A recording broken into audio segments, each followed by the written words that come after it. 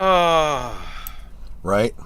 yeah, Right? it's just been a week. It's been it's been. Lot of news going on. This is why I start every Friday stream with brutal week, brutal week. I'm Even telling if you, it's good, it's brutal. I don't know. I just, here we are, and what's the point, right?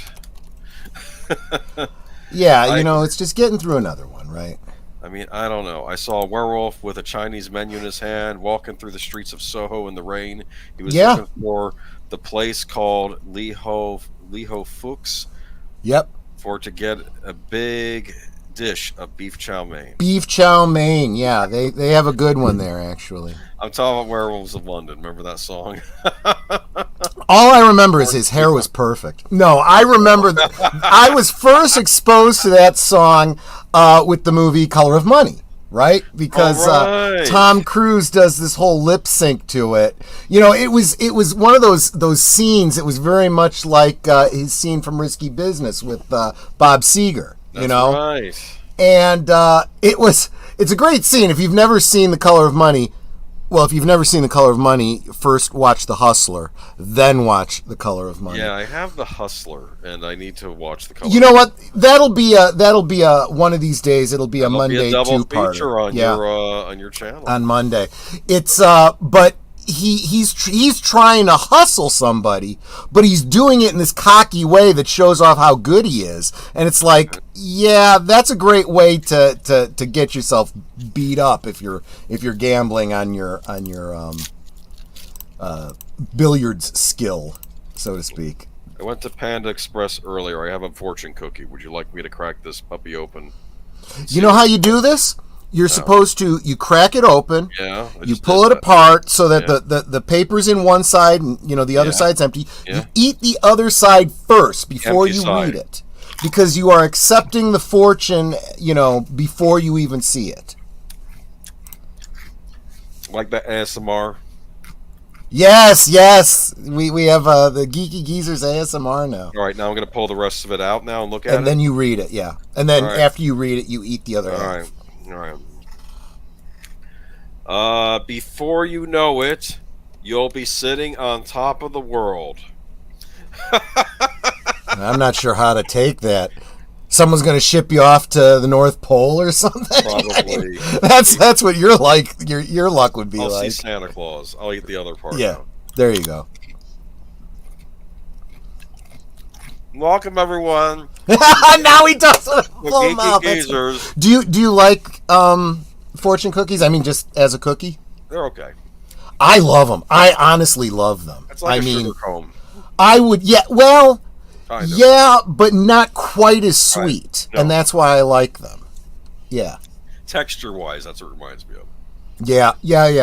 Well, it's made in a very a similar way. In fact, the folding, they're cut. They're made in a circular shape, and then you fold, and it's malleable, and then it hardens as Like it origami. cools. It's the same kind of malleability you have with sugar cone. You're absolutely right. So I'm your host, Agent Boomer. That's my co-host, PaPa Pacelli. That we are the Geeky Geezers. Yes. We reminisce about when things were better before the cold, cruel world. But we have some hope. Maybe there are a couple of good things on the horizon, right? I think so. Welcome, Chris P. Thank you. FKHC 2005. Welcome. That's a mouthful. Well, we just call him Tim. Have a great stream, you geezers. Rest in peace to Bob Newhart and Shannen Doherty. We'll be talking about them tonight. Wow, that's just wow. Yeah. Netter of Netters Network. Welcome. I get a hi, sweetie. Thank you. Yep. We all love Netter of Netters Network, especially her show Thursday Things. So you guys saying that I chose good? Yes. By the way, speaking of streams, though, fanzine vids earlier. Rhonda Shear. I saw. I was yeah. Feel free to drop She is still one to keep you up all night. Let me tell you. Yeah, no, that's amazing. He got her, I guess, because he's all into the DVDs and the B movies, and of course he has Rhonda Shear on. That was a big win. I don't know if she's starting her own YouTube channel. I think she was hinting at that. Maybe she was talking about it. Yeah, so that'll be something to keep an eye out for. But yeah, definitely that was a. I'll go ahead and drop the link in the chat. Fanzine bids on another Friday sometime. I plan to. I plan to. Because I know he was on the time with Michael, and we all pay attention to Michael. Michael had a great stream on Friday too. I asked him if he had a Super Nintendo or a Sega Genesis to see what. He said. He said Super Nintendo. And is that okay with you? I mean, I know you're very opinionated about that. I had a Super Nintendo. It's one of these questions where if you ask and you say which is better, it's kind of a dumb question because they were both great consoles. They were different from each other, but never before in gaming history were two gaming companies really trying their best to be the best console on the market and make the best games. And it was a good time to be into the games. I'll talk about the console war someday. But D Pensec, welcome. Anybody else showing up here? Come on, man. Chris P. Welcome, Chris P. Werewolves of London. You remember that? Yes, Warren Zevon for the win. Zootopia, welcome.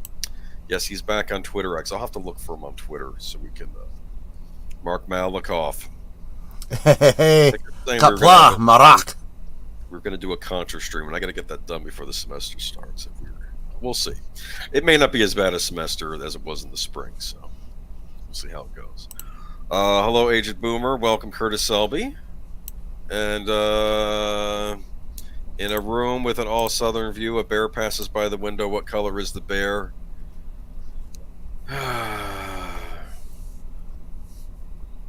White. It's a polar bear. Yes, that's right. Sure. That's from Young Sherlock Holmes. South Pole, right? That's what it was supposed to be.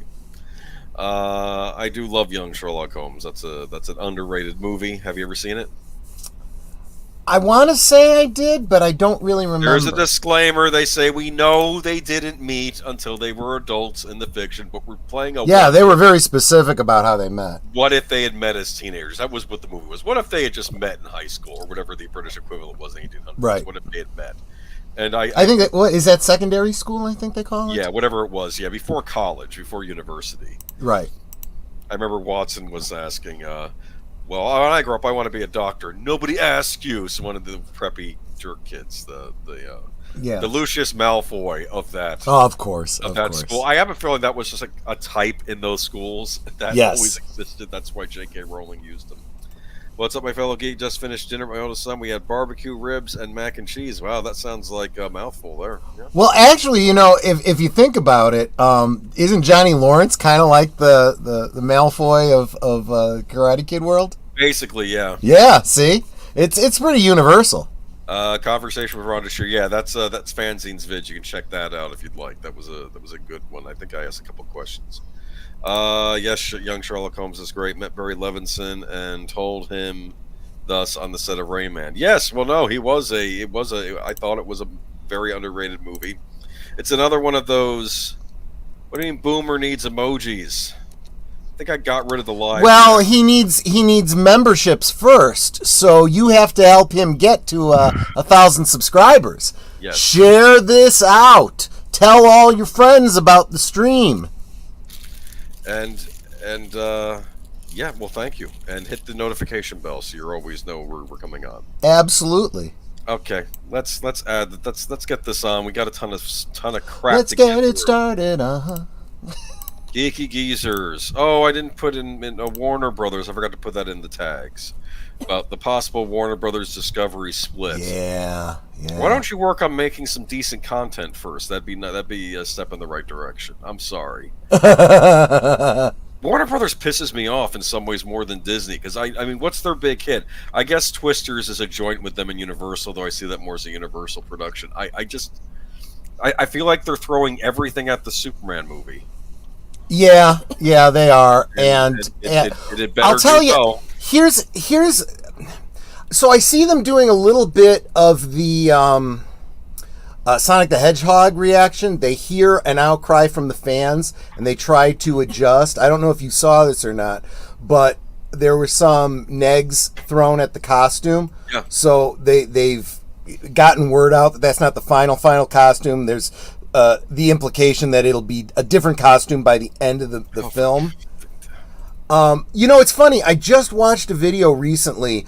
What's that? Somebody, if anyone is, any of the Blue Wrenches is willing to look into it, that guy Minty does, what is it, like 5 things or 10 things you didn't know about such and such. And he did one just yesterday or the day before on the New Adventures, what is it, Lois and Clark, The New Adventures of Superman? Yeah. The Dean Cain series. Yeah. And he looked at his costume over the years, and I swear to you, some of the same problems that I have with the current costume, I had back then with the Dean Cain costume. And it wasn't until the later seasons that they actually fixed it, where it was outside of his neckline, and the neckline, in this case, instead of it being a high collar that I don't like, it was way too low. It's like halfway down his chest, and then they brought that up, and then they tucked the cape in. And by the end, it was like a really good-looking Superman costume. But they had, 4 seasons to get it right. Whereas they've got 1 movie to get it right. And I don't see them doing that. Dude, it's looking like the same strategy where they're having a bunch of other superheroes showing up in a Superman movie instead of just making it be about Superman. Yep. Just do that. Yep. Is there a real outcrying for an Outsiders movie right now? Is that what they're planning? I don't... Minty Comedic Arts is the channel. Thank you, David. Yes, that's exactly right. I appreciate that. All right. Let's move on to the good old days. And what are we talking about that was so good about the good old days? You had the 3 witchy sisters that would stop the bad warlocks and save the day on Charmed from producer Aaron Spelling, I believe. Yes, absolutely. Do any of you know what we're talking about? I remember this was on around the same time as Buffy. I think Buffy was first, but I think that the WB needed their next big, teen type or young adult style show that would get the Buffy audience, and they came up with Charmed, which is not related to Buffy. It's not in the Buffy universe, but it would have supernatural stuff on it. You'd have witchcraft and demons and warlocks and other things on it, and witches, I guess bad witches.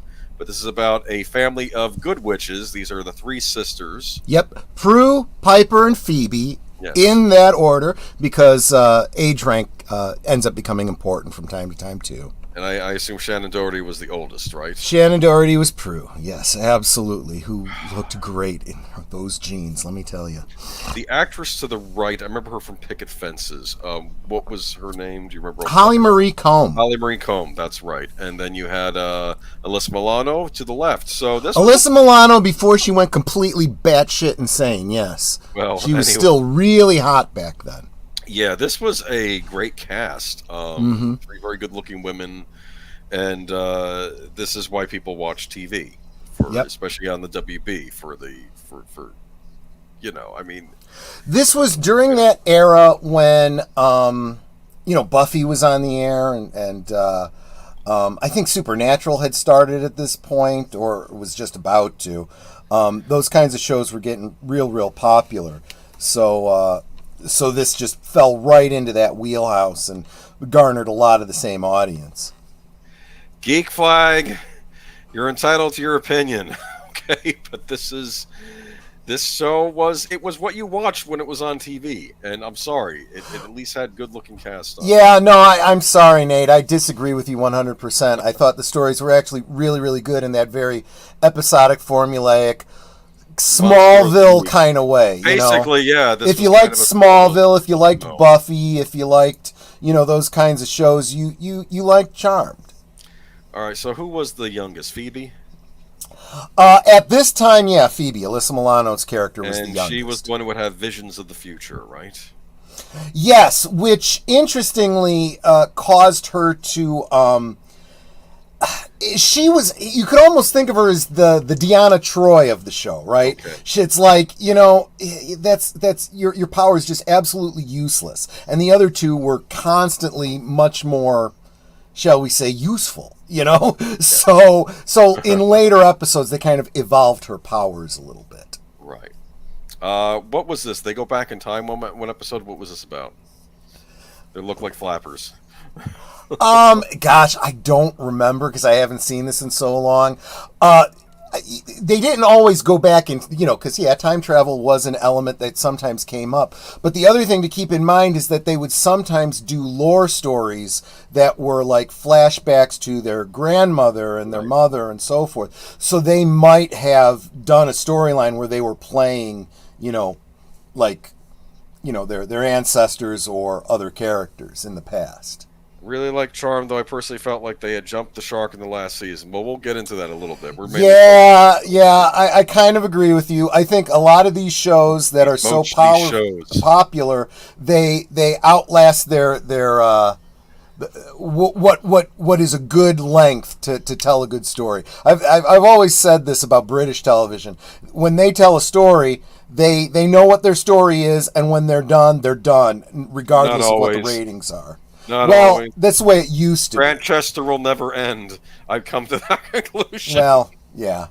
They have actors leave, and they just bring on new actors. True, There's a new vicar. Yes. Yes. But let me see. One of them was experiencing their ancestors' lives in the Roaring '20s. But, here we go. We had other cast members. I think that was a police detective that would... Did he know about them being witches, or was it one of these things where they have to do it on the sly? Dorian Gregory played Daryl Morris. Oh, wait a minute. That's not him. Who is that? That's not him? I thought that was him. That looks like... Is that Cole? Is that Julian McMahon? I don't know. Well, never mind. I got the wrong actor. I haven't seen the show in ages. Actually, there may have been a detective before Daryl, so I may be mistaken. I watched it, I think, from 98 to 2000. But this was one of the storytelling elements that I thought was great about this. Someone brought this up about the Highlander series, including the movies. In the original Highlander film, you've got these guys fighting to the death and cutting each other's heads off. And these kinds of things don't go unnoticed in an urban environment. So the police are all investigating these beheadings, assuming assuming it's some sort of a serial killer, right? But then they drop that whole motif when they get into the series because it becomes cumbersome. But you would expect the same thing in a vampire story or anything like that where there's these supernatural elements going on. You can't hide that most of the time. And this kind of stuff comes, and in a way the Charmed ones were kind of like pseudo superheroes, right? They used their superpowers for good, and literally in the Smallville sense, like to help somebody in need or to stop a bad guy or whatever the case is. But in so doing, well, they're always on the scene of a crime, when it happens. That starts to look really suspicious, so the police start investigating them. And then the last thing you want when you're trying to keep a secret identity and hide your powers and stuff is have, the police, keeping an eye on you. But yes, eventually, again, if there was a character before Daryl, I don't remember. But eventually Daryl does figure things out and becomes like there he is, that's Daryl, yeah. Okay, and he's another cop on the show. Yes. That would help out the sisters. Actually, I think now that I think about it, there was another cop before Daryl. He left the show. They brought him in. And he eventually finds out what's going on, realizes the value of having friends, with powers that are on your side. And he ends up doing what he can to help them without really, jeopardizing his career and stuff like that, Oh, I just want to let Geek Flag, for the next few weeks, we're going to be doing Good Old Days on Party of Five, the Fox melodrama. So stay tuned for that. I'm joking. I'm kidding. I was going to say, I'm going to have to work on that because no. I remember my stepdaughter used to like that show. I don't really remember it, though. It had a great cast, but it was still Like it was just like a teeny soap opera, right? I don't want to say it was like a teeny soap opera because it had adult characters on it too. It was more like, but they were young, but they were fairly young adults. Like the oldest brother was like in his early 20s, and he had to basically take over the family, or they'd have to go to foster homes because the parents died. Right. So basically, the one taking over. Yeah, here we go. No, I'm already in fight. No. Okay, I need to explain something about the 90s to y'all. This is when television was getting more interesting, but it still wasn't at the golden age quite yet. I would argue when Sopranos comes on, that's probably when the golden age really kicks in, and it probably ends with Game of Thrones, and then here we are with streaming nightmare television series. But the thing is, in the olden days, you would never have a series about three witches fighting demons. It would last 5 episodes, and the network would yank it. But for that time, it was rather novel. I mean, I'm not saying it was up to the Buffy standard, but it was. You had this guy who was their arch enemy, right?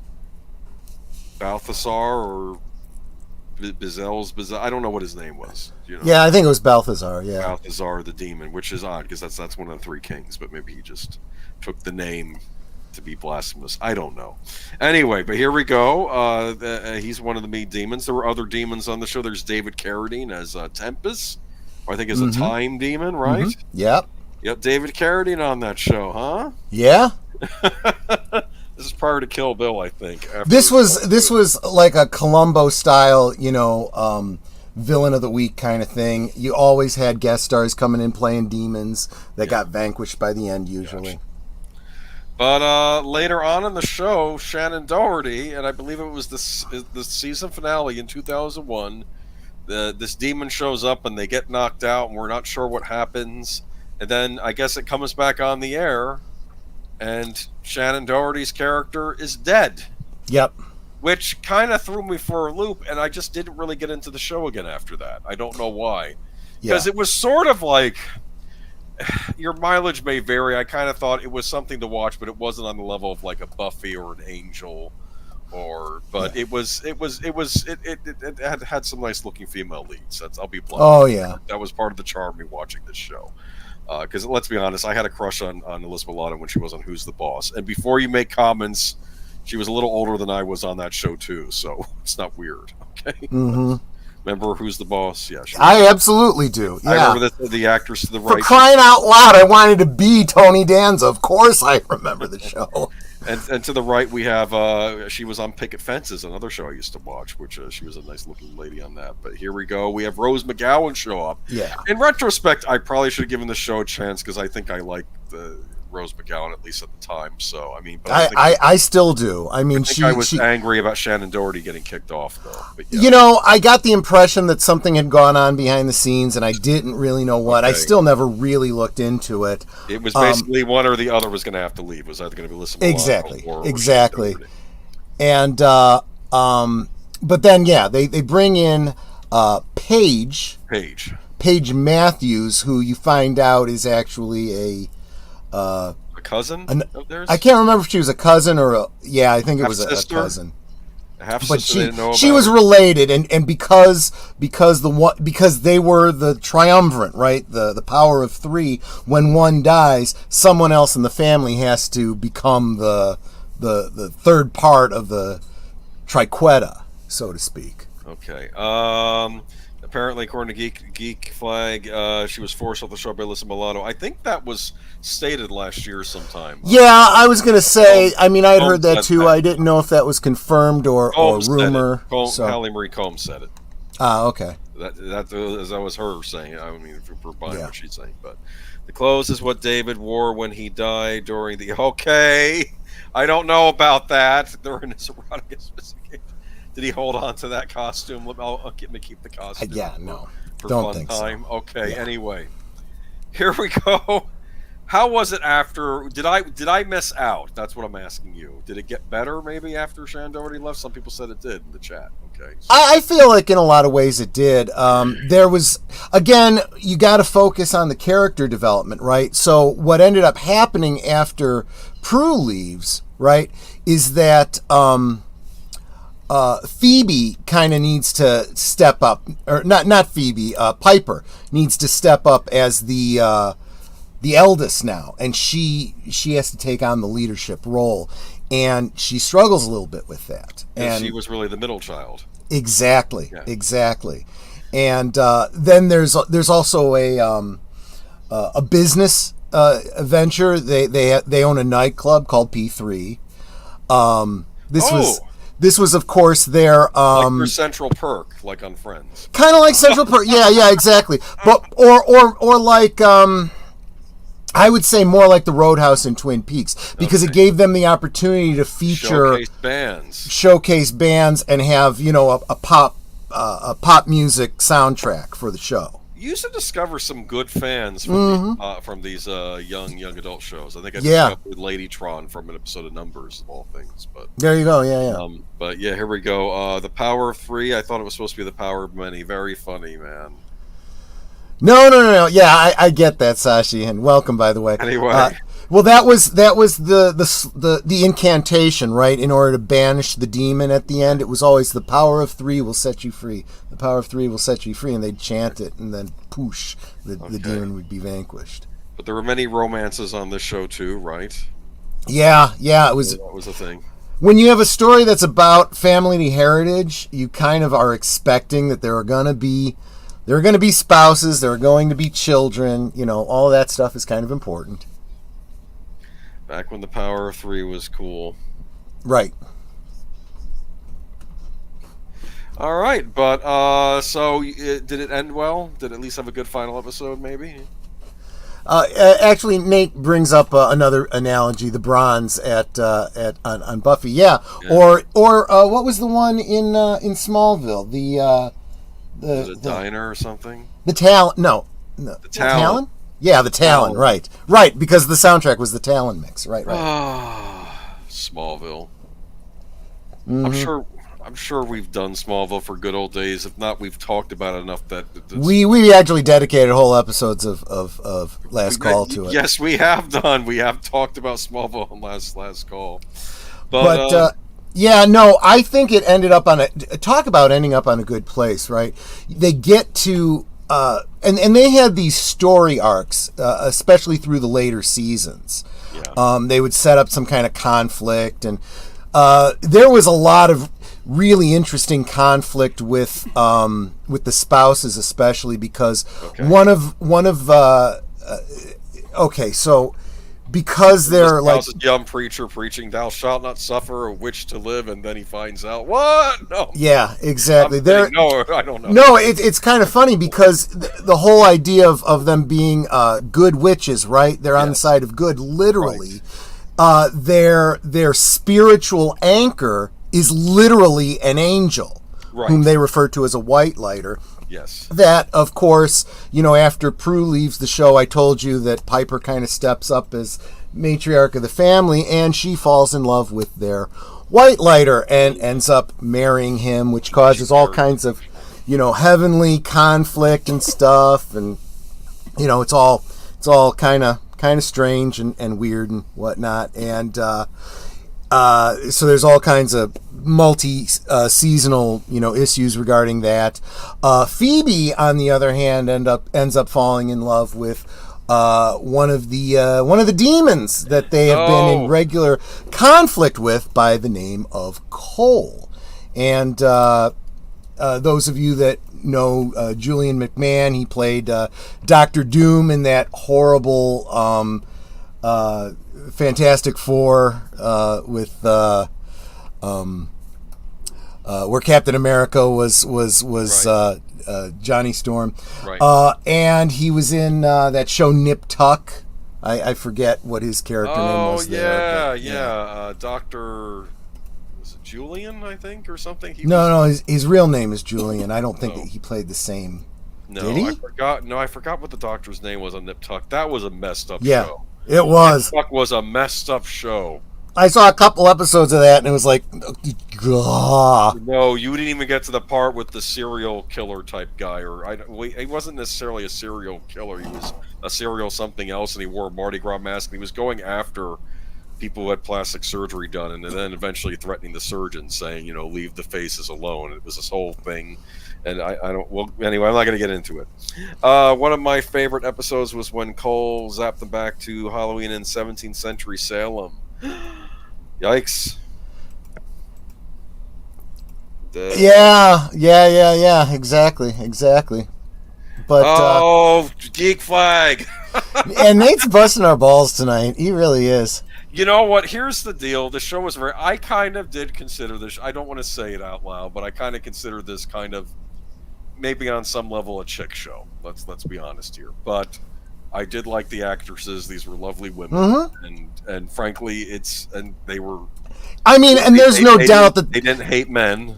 This was in the time before they, had all these issues with the male gaze, because there absolutely were some episodes. There was an episode where Alyssa Milano gets turned into a mermaid. Think the way it should have been if there'd have been a live action Little Mermaid with the little pasties, exactly like a live action version of that cartoon, and Tuck Doctor couldn't keep it in his pants. Yes, I remember that show. Yes, that is true. I did watch it from beginning to end, even though there was some really ridiculous stuff on there. Anyway, that's Charmed. You can catch it streaming on Peacock. Do not look for the intro song, which I believe was a cover of the Smiths song, How Soon Is Now.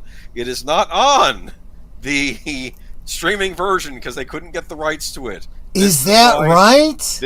I'm right. They use the song they use in the final season for all the episodes now because there are some music rights issues. This is why we own physical media. Exactly. I do have all the DVDs. I had no idea. They don't have the rights to use that Smith song anymore in the intro, and that kind of worked with that intro. It's not the same without it. It's just dumb. But it is streaming on Peacock, and for those of you who want to revisit. And before we leave, though, I'm just taking the piss, fellas. I'm kind of curious, though. Has anyone here seen the reboot? It was rebooted, wasn't it, for 4 seasons? Yeah, I had no interest. I refused. I think they made one of the sisters a lesbian. I think that was one of the things going on in the new show. They were... it was, again, it wasn't a continuation. I think it was meant to be a literal, they were using the same characters played by different people, and I'm like, no. If you're not continuing and honoring what came before, then it's not Charmed, and I have nothing to do with it. Thank you, bye. But there we go. Spit Love was the band that covered How Soon Is Now. Yes. Okay, good. It was a good intro song. And unfortunately, this leads to our first story of the evening, and this is kind of a sad one. And I know it's incredibly sad. She had a lot of crap going on at the end of her life too. That it really sucks. Just unfair. Yeah. I saw a video with her. She had a video on how she's downsizing all the stuff she owns, realizing, well, I'm not really going to be able to use it anymore in a little while. Right. And there's actually a little bit more to that story. I'll tell you at the end. All right. Shannen Doherty, known for her roles on the popular series Beverly Hills 90210 and on the witchcraft fantasy Charmed, has died after being diagnosed with breast cancer in 2015. She was 53. It was with a heavy heart that I confirmed the passing of actress Shannen Doherty. Doherty's publicist Leslie Sloan said in a statement on Saturday, July 13th, she lost her battle with cancer after many years of fighting the disease. The devoted daughter, sister, aunt, and friend was surrounded by her loved ones as well as her dog, Bowie. The family asks for their privacy at this time so they can grieve in peace. Doherty rose to fame in 1990 as the fresh-faced brunette Brenda Walsh on Fox's Beverly Hills 90210. Oh, yeah, that's right. I remember when that premiered. I remember her from Little House on the Prairie before that. Didn't realize she was on that, too. Mm-hmm. Along with her twin brother Brandon, played by Jason Priestley, the Walshes were the classic fish-out-of-water family that had recently moved from Minnesota to Beverly Hills and were constantly amazed at the antics of the Los Angeles rich kids. The romance between Brenda and Dylan, played by Luke Perry, spawned controversy in the first season for the storyline where Brenda considers losing her virginity. Their later breakup, when Dylan hooked up with her best friend Kelly, played by Jenny Garth, was also big news, and the show was considered groundbreaking for its willingness to address topics like drug abuse and racism. I forgot the actor played Luke Perry. He died a few years back too. Played the actor. No, not the actor. Luke Perry died a few years ago. Excuse me. Yeah. The show was a massive hit. With its success came an inordinate amount of scrutiny and gossip surrounding the cast, including teenage Doherty. Though the show had started out with Garth Kelly as the less likable character, the perception soon changed and Brenda became the cast member everyone loved to hate. She was labeled a diva in the press, and there was even a pre-internet newsletter called I Hate Brenda. Doherty appeared in 111 episodes before leaving the series at the end of season 4 amid reports of friction with other cast members, particularly Garth. By the time the show was rebooted 2 more times, everyone had mellowed with age, and Doherty returned as Brenda in the 2008 revival 90210 for 1 season, and the later revival 2019 BH 90210. Whoa, there were 2 reboots? I guess. Holy cow. All right. Charmed, the supernatural departure from Beverly Hills 90210. Doherty found her footing on Charmed, the supernatural drama following 3 sisters who discovered they are witches and must work together to fight evil. We should do good old days about that. I'm kidding. Okay, she played the oldest of 3 sisters, Prue Hollowell, alongside Alyssa Milano and Holly Marie Combs. In 2000 and 2001, she directed 3 episodes of the series. Be careful what you wish for. Yeah. The Good, the Bad, and the Cursed.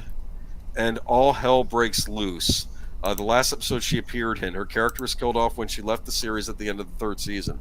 Born in Memphis, Tennessee, Doherty moved to Los Angeles with her family as a child and got her start at age 10 with a role in the series Father Murphy. Michael Landon saw her in the series and cast her as Jenny Wilder on Little House on the Prairie at age 11. Doherty then had a recurring role on the family series Our House with Wilford Brimley. In feature films, she appeared in another teen classics, Heathers, I remember Heathers, as well as Girls Just Want to Have Fun and Kevin Smith's Mallrats and Jay and Silent Bob Strike Back. Among other shows she appeared in were North Shore and Riverdale, as well as in a number of TV movies. In 2006, she produced a reality show, Breaking Up with Shannen Doherty, where she helped people in relationship peril who wanted to get out but couldn't do it on their own, and later appeared on another reality show, Off the Map with Shannon and Holly. Doherty was diagnosed with breast cancer in February 2015, and in 2017 she was in remission. But by 2019, the cancer had returned and spread. She continued working with roles in TV, including Dying to Belong and List of a Lifetime. Doherty also hosted a popular podcast, Let's Be Clear with Shannen Doherty, in which she discussed her career and talked frankly about how breast cancer had impacted her life. In June 2023, she had said she had been receiving radiation for cancer that spread to her brain. She was briefly married to George Hamilton's son, Ashley Hamilton, and poker player Rick Solomon. In 2011, she married photographer Kurt Iswarienko. They filed for divorce in 2023. All right, you said there was some sad stuff happening at so it starts with the cancer diagnosis. So this is something that people probably don't think about when they think about actors. They always tend to think rich, famous, it's one and the same, and they're not. And when you are a star on one of the biggest TV shows going at the time, you might be doing very well financially, but if you go for any length of time in between gigs, those savings tend to dry up pretty quick. So wealth is not guaranteed long term. In addition to that, as an actor, regardless of your financial situation, you are generally thought of as a independent contractor.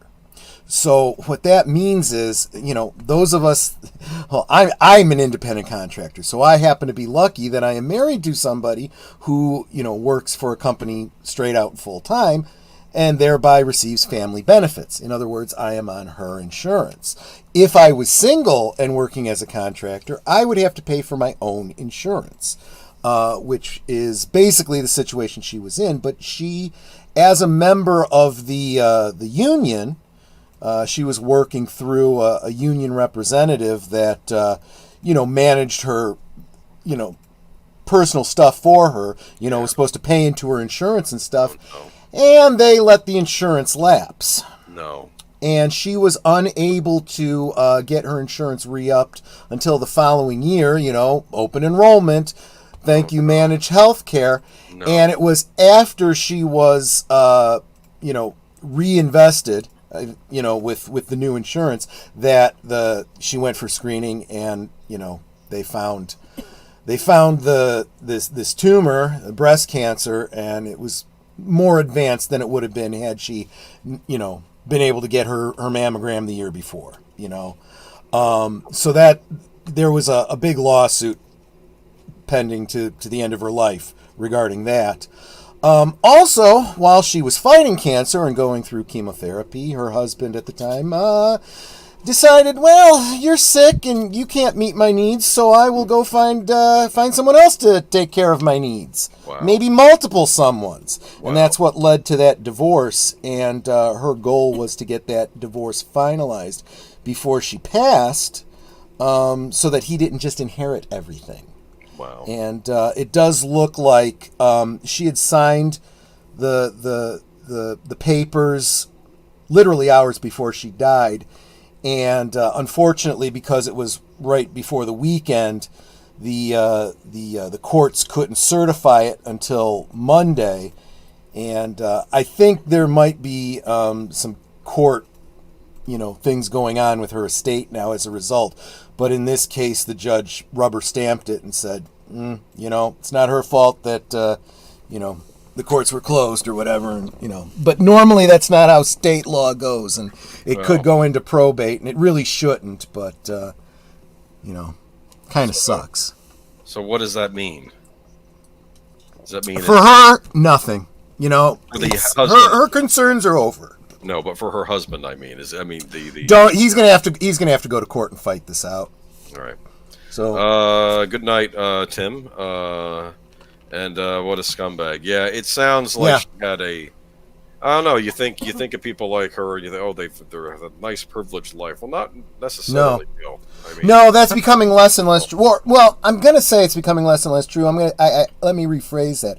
I think we're becoming more and more aware that that's not true because of the nature of social media and so forth, and we get so much more insight into celebrities' lives. Well, I hope her surviving loved ones get the inheritance, and I hope absolutely. Oh, that's awful.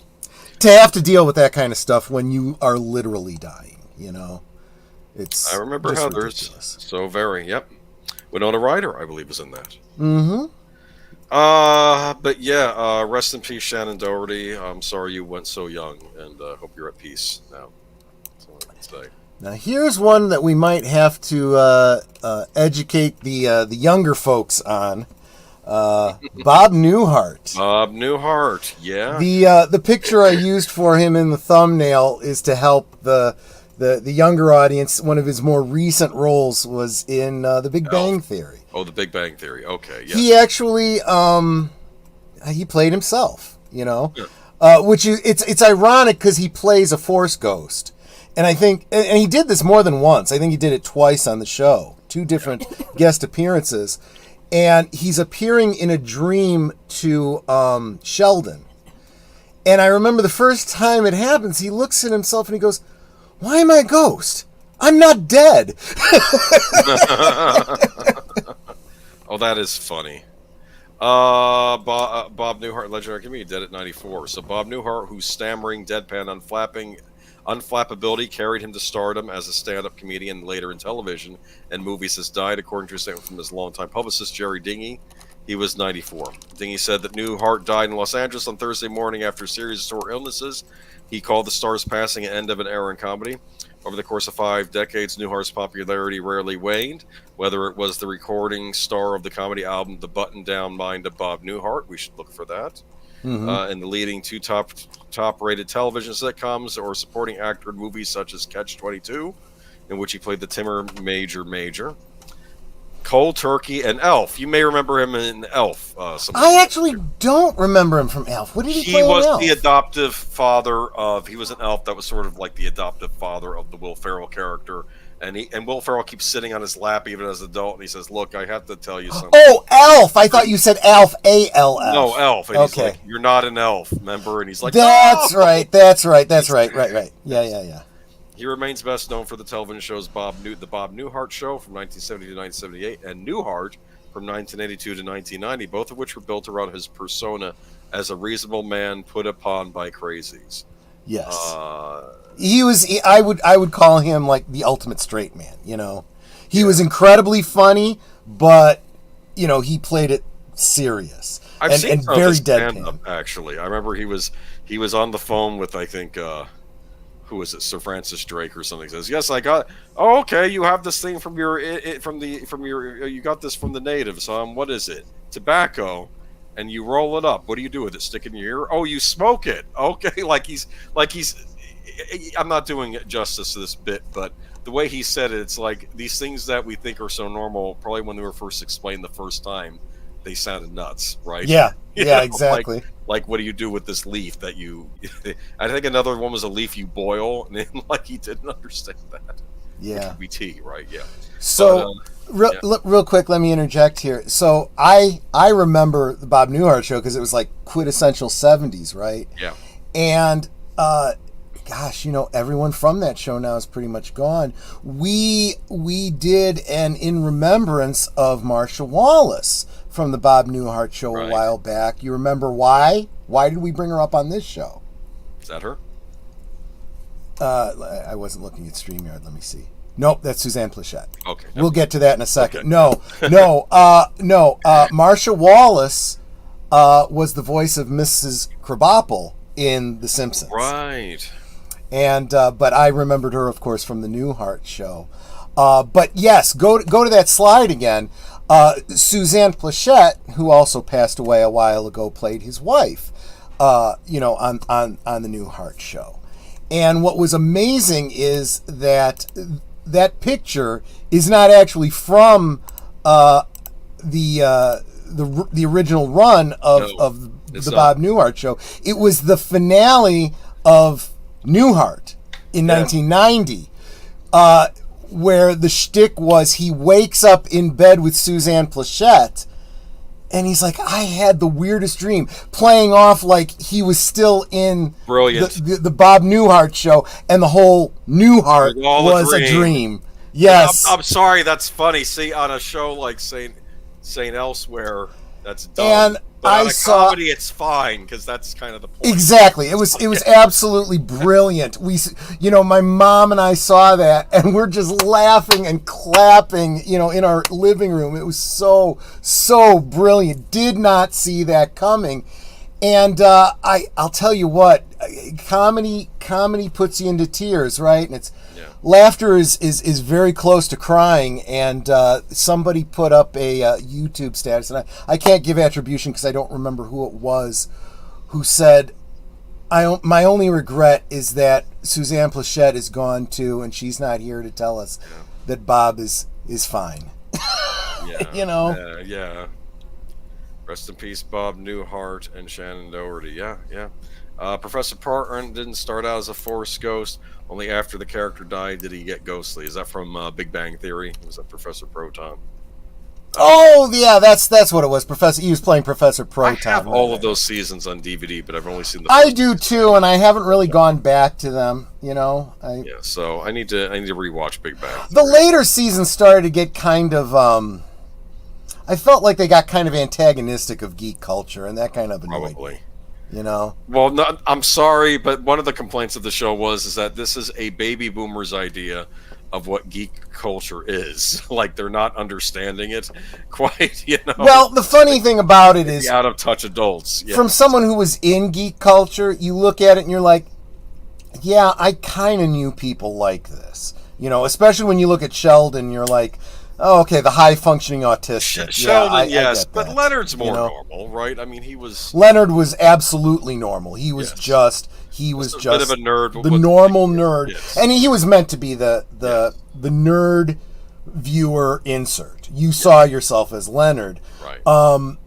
Wolowitz, come on, everybody knew someone like Wolowitz. You really did, honestly. I did. I liked Wolowitz. So. And Akuthra-Pali, yeah. He was kind of a stereotype. Let's be honest there. I'm surprised they didn't take more flack for that aspect. They would take flack with it now. This is why we don't have comedies on TV. That's why you can't have comedy anymore, because everyone's too sensitive. The Librarian was fun. I'll look for Bob Newhart in The Librarian. That might be up my alley, actually. So yeah, there you go. Considering my field of study.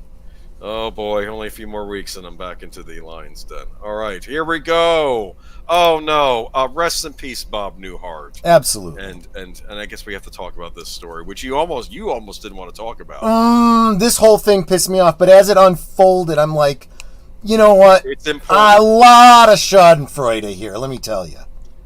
All right. Oh boy, rest in peace, Bob Newhart, though, and definitely, those are shows I need to revisit. So, I mean, granted, I feel like I'm living in Groundhog Day because I keep wanting to watch the old stuff instead of.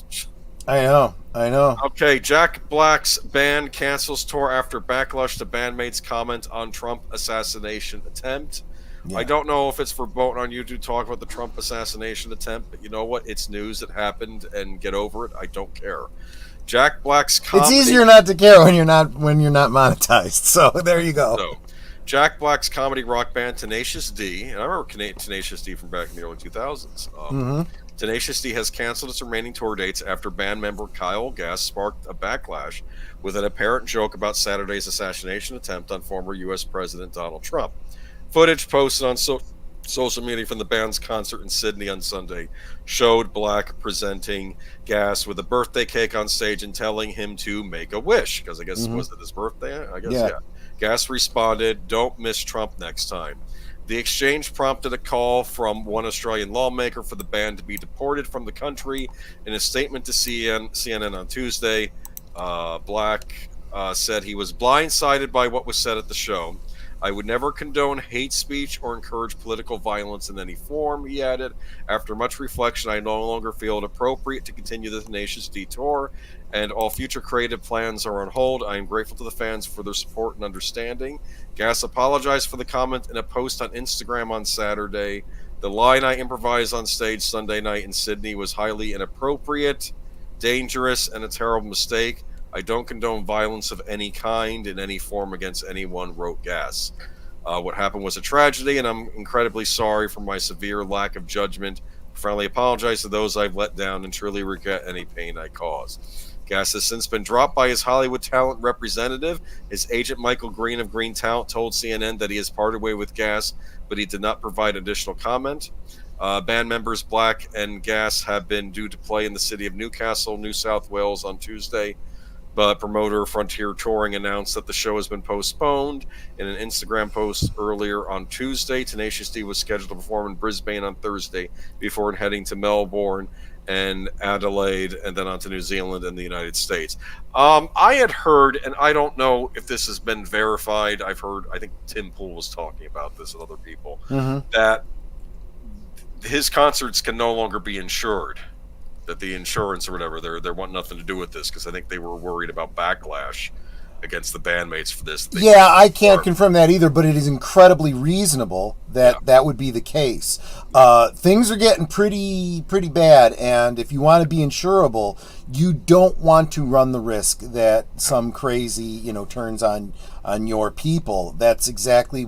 Look, insurance companies will not, for example, insure you against, for example, accidental death and dismemberment. If you are a skydiver, for example, they will tell you, "I'm sorry, you're doing something that's very risky, and we won't insure you." And so you literally are taking your not only your life, but your not having insurance into your own hands when you engage in that. Same thing here. If we are going to insure you, we're insuring, just normal, regular risk, company, doing their business. You go attracting negative attention like that, maybe we're not going to insure you because now you're a high risk. This is the day after the attempt. This isn't even like a year right. later or 2 years. Not that it's like saying it all. Yeah. There is something to be said for too soon, Say or do stupid things, earn stupid prizes. Never heard of this band prior to the comment. They were sort of like a comedic style rock band, because Jack Black, of course, likes the old school rock and roll. And the School of Rock, the movie, you've seen that. It's kind of about that. Yeah. In fact, I don't know if his bandmate was in that movie or not. I remember Joan Cusack was. Right. And I love Best Song in the World, but I don't think I can deal with Jack Black saying that crap. Don't mean to be a canceller, but that statement is absolute bull. They canceled their tour because, their insurance. Yeah, that's what other people are saying. Well, and from what I can't. This was also in Australia, and one of the members of parliament was pushing for them to be thrown out of the country. They were. Now that's political hype, because that never came to fruition, as far as I know. But that was a part of the issue. When you've got a member of parliament coming out saying you should be thrown out of the country, insurance companies maybe go, maybe not. Yeah. It goes on to say, some interpreted this change as a joke. Australian Senator Ralph Babbitt said that the pair should be immediately removed from the country. In a statement posted next, to advocate or wish for the assassination of a president is egregious, disgusting, filthy, evil, and not acceptable in any way, shape, or form, said Babbitt. This was not a joke. He was deadly serious when he wished for the death of the president. This is something that I don't completely understand about the political rhetoric. I remember when George W. Bush was in office, plenty of the left would make fun of him and say he was a bad president, but they never approached... I didn't feel like they ever approached this level of animosity where it's like, making jokes about assassination and things like that. What was this? Norm Macdonald was doing a thing a while back. Remember him when he was doing the whole, oh man, I hated that Hitler. If only someone had killed him back in the day. Yeah, if only there was someone like that now. And he didn't say Donald Trump by name, but you know what he was insinuating. Yeah. And it's like this, and the other guy is kind of dumbfounded, not wanting to act. Kind of let's get away from this topic, because that's the thing. I don't know where Jack Black was on this. I'll tell you exactly what the fallout of this has been. Yeah. Smash JT, who's really tearing it up these days, has been coming, and I'm going to drop the link to his tweet. Yeah. And here's a statement. I have it up here too. Okay. Yeah. Mm-hmm. They plan everything. The audition rehearses the skit on stage as planned. Conversations. Yet we're supposed to believe this was just a random wild thing that was said as a horrific punchline coincidentally. Sorry, not buying it. Here's what I think happened. They hate Trump. They want him dead. They thought they could be edgy and subtly encourage more violence, but knew it was so risky that Jack wouldn't be the one to say it in the face of the band. If bandmate Kyle said it instead, they could move on by placing blame on him if it goes south, which it did. I'm going to stop right there. I disagree a little bit with Smash JT on that, because, I agree with the spirit of what he's saying. Right. I do believe that this was not a surprise to them. They knew it was coming because it was part of the rehearsal. Right. And here's what a lot of people have been saying, and I agree 100%. Yes, Jack Black is not the one who said it, but he let it stand that night. He didn't say anything about it until 24 hours later. Yeah. He is complicit. I was trying to find clips of the video online. He's getting drowned out, I think, either by groans or cheers from the audience, so I'm not sure if he... It's not looking good for... No, if this is your band, what you do is you go, okay, everybody settle down, That's a bad joke. We don't condone that. Bad taste, yes. But no, he did not do that. And he had every obligation to do that. So then, when all the flack starts coming out later on, yes, he's, Smash JT is effectively correct that Jack Black can then say, I didn't say it, he said it, and right. And they can claim there's problems behind the scenes and so on and so forth. But that's irrelevant. The fallout is still the same. And so you have a bunch of slack-jawed potato brains out there saying, oh, you MAGA people, you're against cancel culture until it has something to do with what you disagree with, and then you're all for it. And I loved, and I don't have the quote in front of me, so I can't quote him directly, but Tom Connors from Midnight's Edge After Dark, addressed this with somebody on social media and said, no, we don't agree with cancel culture, but we do agree with the schadenfreude of you having to live with the consequences of your free speech. Yeah. And that's what this is. They are reaping what they sowed. They said something stupid. What is it? I think Mark said it. You do stupid things, win stupid prizes, right? Stupid games. And this is, you canceled yourself. We are not canceling you. We weren't even going to your show. We didn't like you to begin with. So we're not canceling you. We're not telling people not to go patronize you. You canceled yourself. The insurance companies find you to be a bad risk. Members of parliament want you out of the country. And a lot of fans are turning on you. That's the natural consequence of your idiocy. If you'd have just kept your mouth shut and played your music, you'd have been fine. Oh, well, Geek Flag, Sunday night was the next day. Yeah. Happened on Saturday. I know people. Saturday the 13th was when the rally was, and he was shot. And Sunday night was when the it's the always concert possible Kyle could have had a different joke in the rehearsal and then dropped that without Jack Black knowing. But again, yeah, maybe we don't know. And the thing is, this is going to hurt Jack Black's career. Yeah, it will. Kyle's is done. I think he's done. He's done. Jack Black was kind of becoming irrelevant anyway, and this is what I think is a last. Unless he decides to become some sort of a pundit for the left now, he's done. He's got no career left. Oh, I see. It's Australia. Their Sunday is our Saturday. Good point. Oh, yikes. Okay. So it was the same day. I see. Holy cow, don't do that. Oh, yeah, okay, good point. I didn't even think about that. Dude, if he just said that like an hour or two after, that's ridiculous. You don't go there. That's...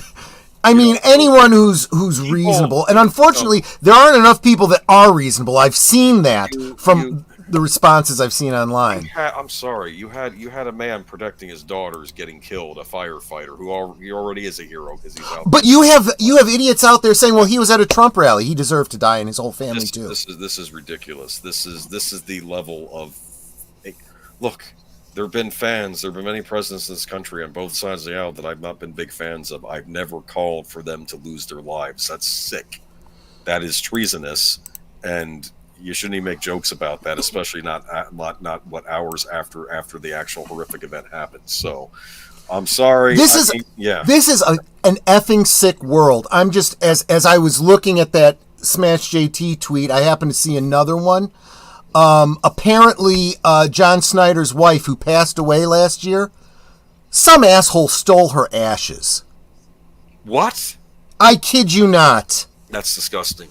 We live in a world of sick friggin' people. And I don't think this is any worse. I don't think that this is something new. We're just more aware of it because of social media. There are sick people out there. Yeah.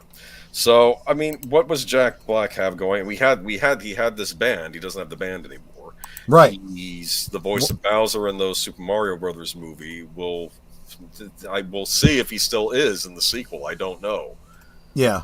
Because this does not look good. I don't know if Nintendo is going to want to distance himself from him, or maybe. Yeah, you're right. Nintendo has a lot of say in this. Yeah. Nintendo might very well say, you know what? Let's recast. Yeah. I mean, he's really trying to work it, though, that he had nothing to do with this. He feels horrible. We'll see if it sticks. I don't know. You didn't handle it the way you should have. Yes. You blew it, you know? Yeah, well, he did, yeah. And like I said, his career took a major tumble. Like, let's be honest, his career was kind of coasting for a while, but like he did have that big hit as one of the voices in the Super Mario Brothers movie, and had that song come out. And I hope he's investing well. You know, like I was saying earlier, you know, just because you're a celebrity doesn't mean you're wealthy. And if you're in between gigs, those savings dry up really fast. Curtis, whose ashes got stolen? John Snyder's wife. Why would anyone do that? Because I don't know. Because they're sick jerks. Yeah. I mean, this guy really. I mean, he was messed up by that. Well, anyone who follows him on social media knew this. He took a leave from his YouTube channel, and he's really been struggling. He's just come back, and then someone does this to him. Didn't one of these guys delete their apologies? I heard something about that before we started the stream. I don't have details on that, though. But yeah, apparently something was deleted, maybe from an X account. And I don't know if it was this apology here, or if it was the apology by the other gentleman. I should call him a gentleman. But anyway, you know, you're being kinder than he deserves. But But I don't know why it was deleted. Perhaps it was getting dogpiled on like you wouldn't believe. I don't know, because it probably would have been. But yeah, but the interesting thing about this is, though, it does show that there are still lines you can't cross, and I guess that's what this was proven this week. Well, if we're gonna have the conceit to call ourselves a society, that's absolutely right, because we're starting to degenerate into just a complete anarchistic, animalistic, loose collection of tribes. Yeah. So that's the Tenacious D. Sorry for you Tenacious D fans out there. I think your band is finished. I don't think they're coming back from this. I can tell you that right now.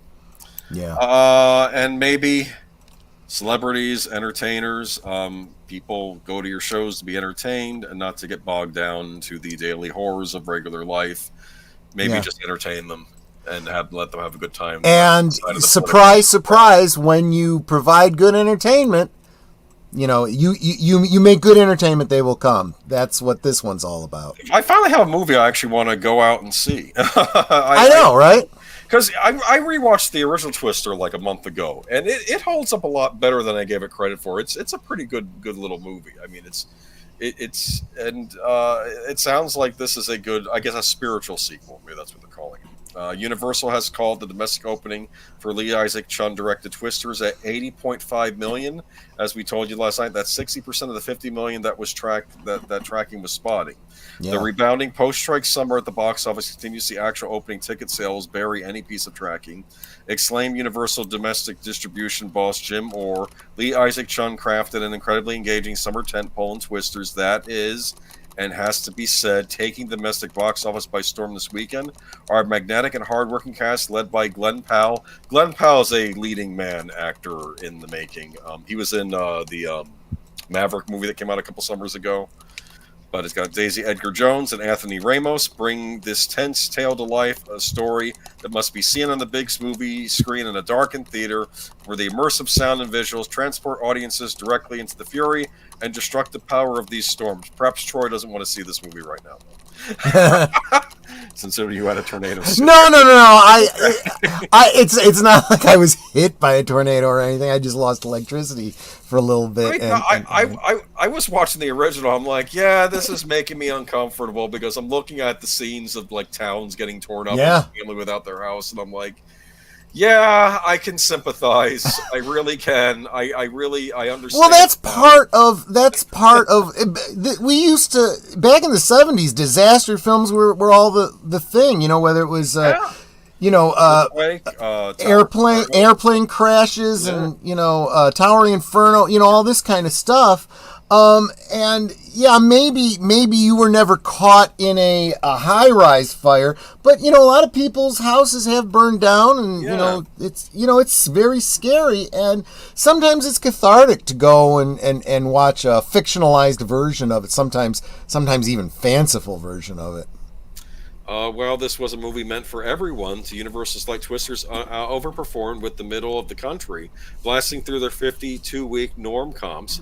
Such indexing markets for Markel Smith, Michael Crichton, Steve IP were Dallas, Houston, Oklahoma City, with more than 200% over the norm. San Antonio, Nashville, Kansas, and St. Louis. Number one theater, as we told, was the Regal Warren in Moore, Oklahoma, suburb of Oklahoma City. Yeah, you know why? Well, I'm surprised there's no tornado on the state flag of Kansas, to be honest with you. Because that's why Wizard of Oz. It's in that. Well, there was a reason that it was set in Kansas. That's right. But I'm good on them. It looks like they made an enjoyable movie that everyone wanted to see. Probably action packed, good special effects, and I think I want to catch it myself actually. So I might try to catch that before the summer's out. Twisters, number 1 though. Despicable Me 4 is number 2. Inside Out 2, number 3. It's a Disney, still doing well. I have heard people who have liked it though. I guess this was one where they weren't pushing an agenda, so there's that. Yeah. Long Legs, that's a horror film. That's interesting. That was the one with the viral marketing that the deleted scenes was talking about. I think Nick Cage is in that. I need to see it just because I think Alicia Witt was in it. I like Alicia Witt. Yeah. I mean, not quite the level that Big Al does, but I do like Alicia Witt. Yeah, well, it's good that she's getting parts. Yeah. Oh, yeah. Besides Hallmark stuff, I guess, yeah. Quiet Place Day 1, Fly Me to the Moon. That was the Scarlett Johansson, one about the astronaut, I think, right? Bad Boys Ride or Die, Bad News. I don't know what Bad News is. Me neither. I should know what that is at number 8. Maxine, I know, is a horror movie, I think, by Ty West. I have liked some of his other movies. And Bike Riders, which I've heard a lot of people have said good things about. It's about the history of, I think, bike gangs, I think in England, if I'm not mistaken. Yeah, but it's actually really cool. Did I mention I saw Inside Out 2 recently? Did you like it, Joshua V? Just curious. No judgments or anything. And yeah, let's go to the next one. Sorry. Yeah, that's fine. Twister's director on not mentioning climate change. See, I was expecting that. I thought you were required. I was expecting one of the scientists to say, "Yeah." From what I've heard, again, I have expecting that to be in this movie. Yes, I have not seen it, so I don't know for sure. But from what I heard from another article I read, apparently there's an oblique reference to it in one line by one character. Okay, but it is not in any way a focus. The Storm Chasing sequel Twisters is racking up positive reviews, currently 84% fresh on Rotten Tomatoes, and continues a much-needed summer of Glen Powell. The film chronicles an unprecedented outbreak of violent storms that tear through the American heartland, with characters spouting plenty of meteorological jargon. I wonder what Nicola Wallace thinks about this movie. I'm actually thinking that when this gets released on DVD, maybe I'll try to do a rewatch. Yeah, I'll make it a Monday thing and see if Katie wants to join us. But the one thing Twisters doesn't have a reference to climate change. This is rather surprising. The possible impact of climate change on tornadoes is complicated and still being figured out. So nobody knows. That's what you're saying.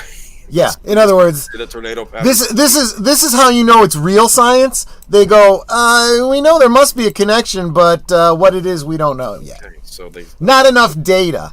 In any case, the American Red Cross restored ABC to the climate crisis, forcing the American Red Cross to supply nearly twice as many disasters as we did a decade ago.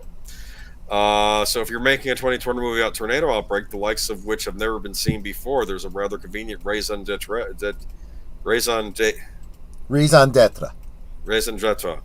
Sitting right there. Simply have Daisy Edgar Jones frantically look at some Doppler radar and mutter in actual statistics like, the bulletin of the American Meteorological Society projected a 66.6% nationwide increase in the frequency of supercell thunderstorms by the end of the century because of global warming, but nothing like this.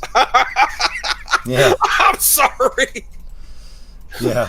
That would be a line of dialogue, and or the people that did those movies like The Day After Tomorrow and 2019 or whatever it was. Yeah, that 2012, I think. Yeah, that was just.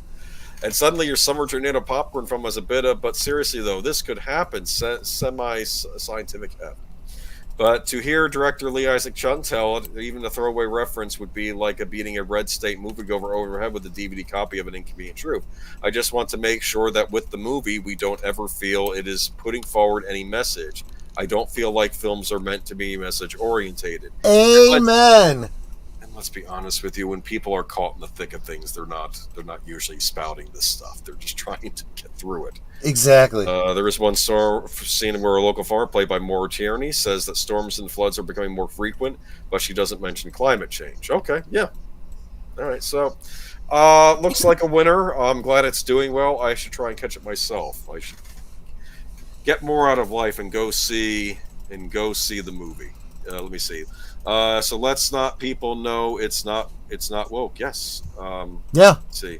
It's one of the better movies one of the better non-Toy Story sequels from Pixar. Okay, well I'm glad you enjoyed it. I will say one other thing. There is, without giving any spoilers, from something I read, there's something in the movie that plays like, in retrospect, kind of like clickbait.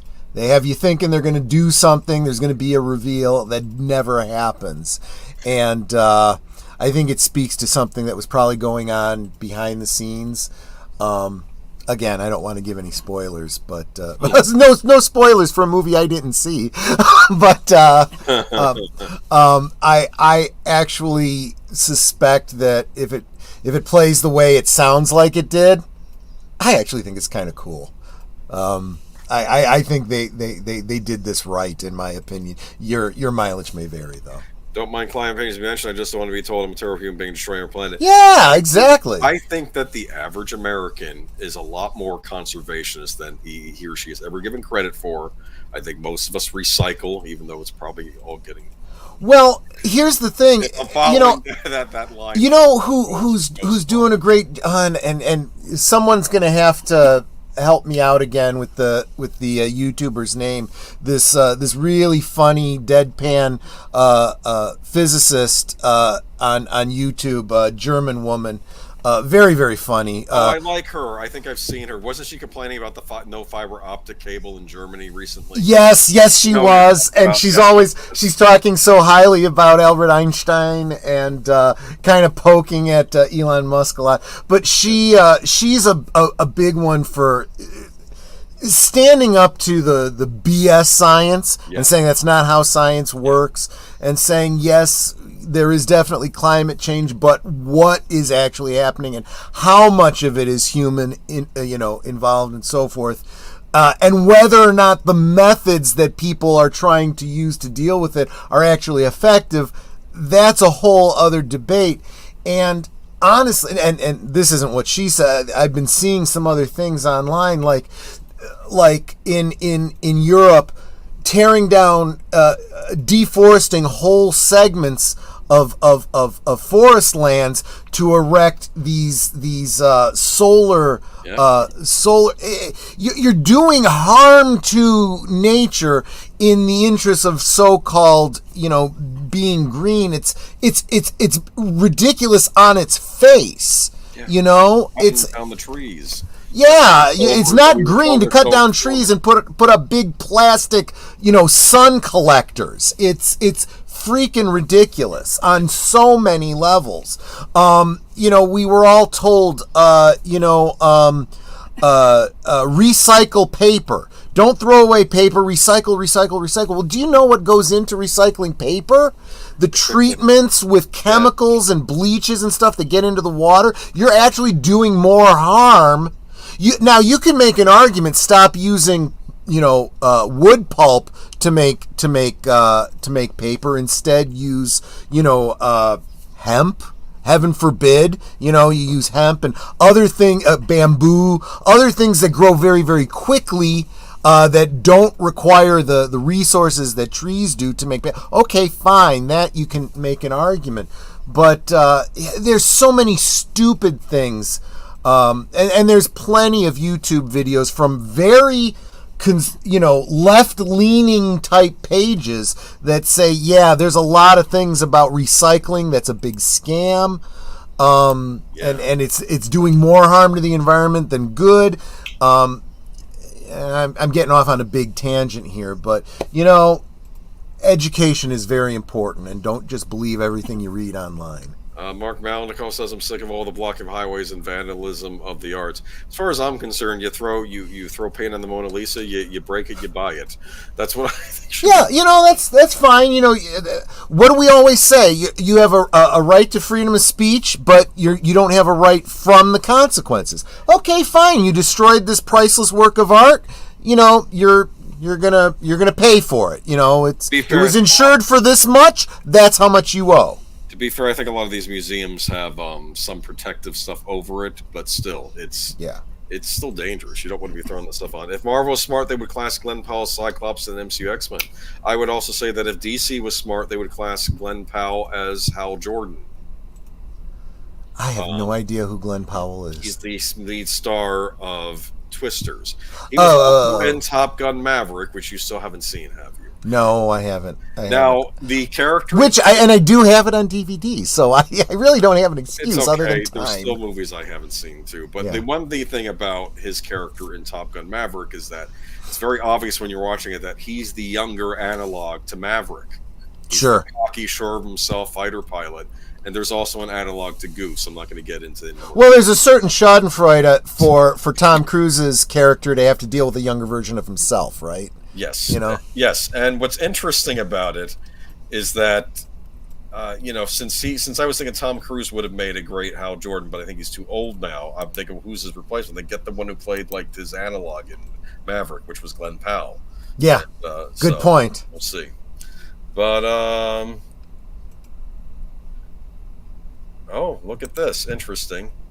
Not a big fan of Michael Moore, but if you're willing to watch his documentary about Planet of the Humans, he exposes how a lot of the efforts of the left are hurting, not helping the planet. Interesting. Okay. Yeah, Michael Moore is really a mixed bag. He's got some stuff out there. It's like that makes really sense, pretty good, and he's got some stuff out there that's just wrong. So I mean, take nothing at face value is what I'm saying. Glass doesn't get recycled because it's cheap to make new glass. Wonderful. Maybe they can revert it back into sand. Anyway, let's move on. Oh boy, yay. My favorite company. Well, this could be good. We'll see. Okay. I joke this actually was my favorite company. In the 90s, everyone was kissing Disney's butt and other companies. I was always big on Warner Brothers. Warner Brothers were the risk takers. They had New Line Cinema under them as well. They were making all those cool cartoons I like. Granted, they did make Batman and Robin. Yeah, they made that movie. Okay, Warner Brothers Discovery is reportedly looking to break off its streaming and studio businesses from its linear networks to energize the falling stock prices. Warner Brothers stock closed Wednesday at 8.34 plus 34%, 0.30%, but the media company is down from its 52-week high of 14.76. Wow, that's quite a bit of a difference there.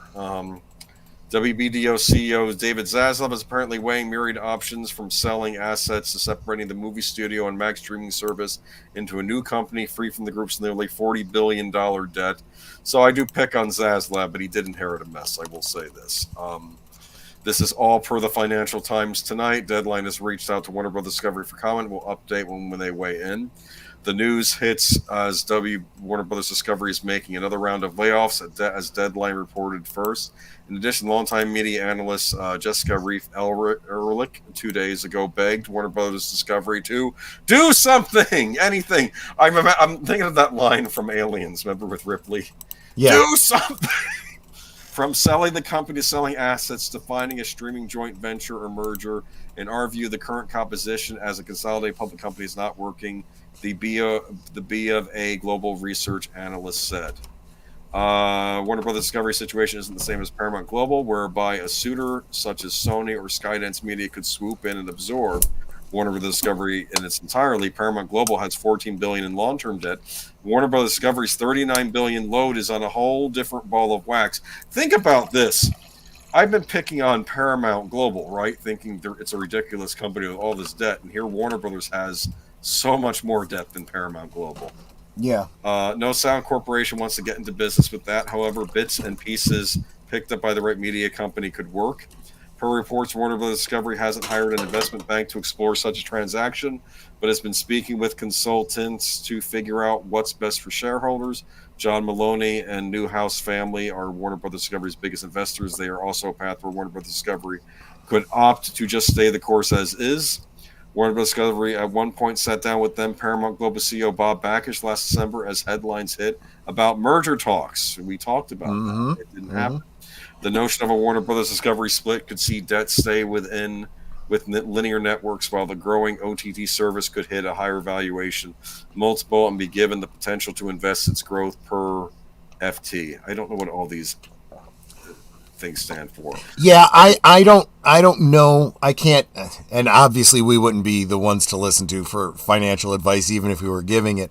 But my understanding is that a division, a split like this, and I've seen this kind of thing before, you end up owning, if currently you own stock in Warner Brothers Discovery and it splits, you're going to then end up owning stock in both Warner Brothers and Discovery, which, there's, theoretically a financial benefit to that. And how they split this up, I don't know.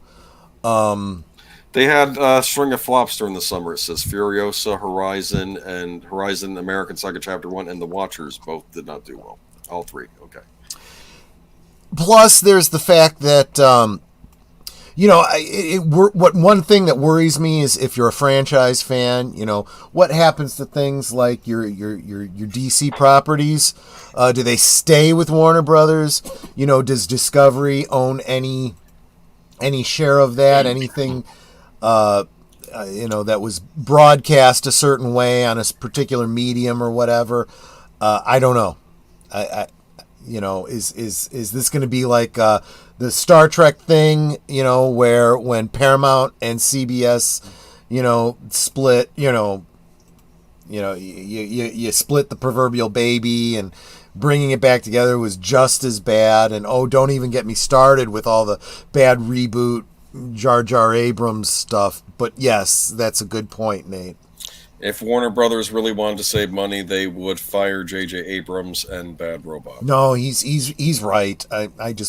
I'll refrain from going too far down that rabbit hole. This is off topic, but they're casting. It was on topic a minute ago. They're casting Glenn Paul in remakes of The Running Man and Backdraft. He is in danger of being overexposed. They want a leading man. They want stars. I think someone over there in Hollywood realizes we need to bring that star system back instead of just casting. And hopefully he follows in the Tom Cruise and Ryan Reynolds sort of mold. I think he could be that kind of actor. Yeah.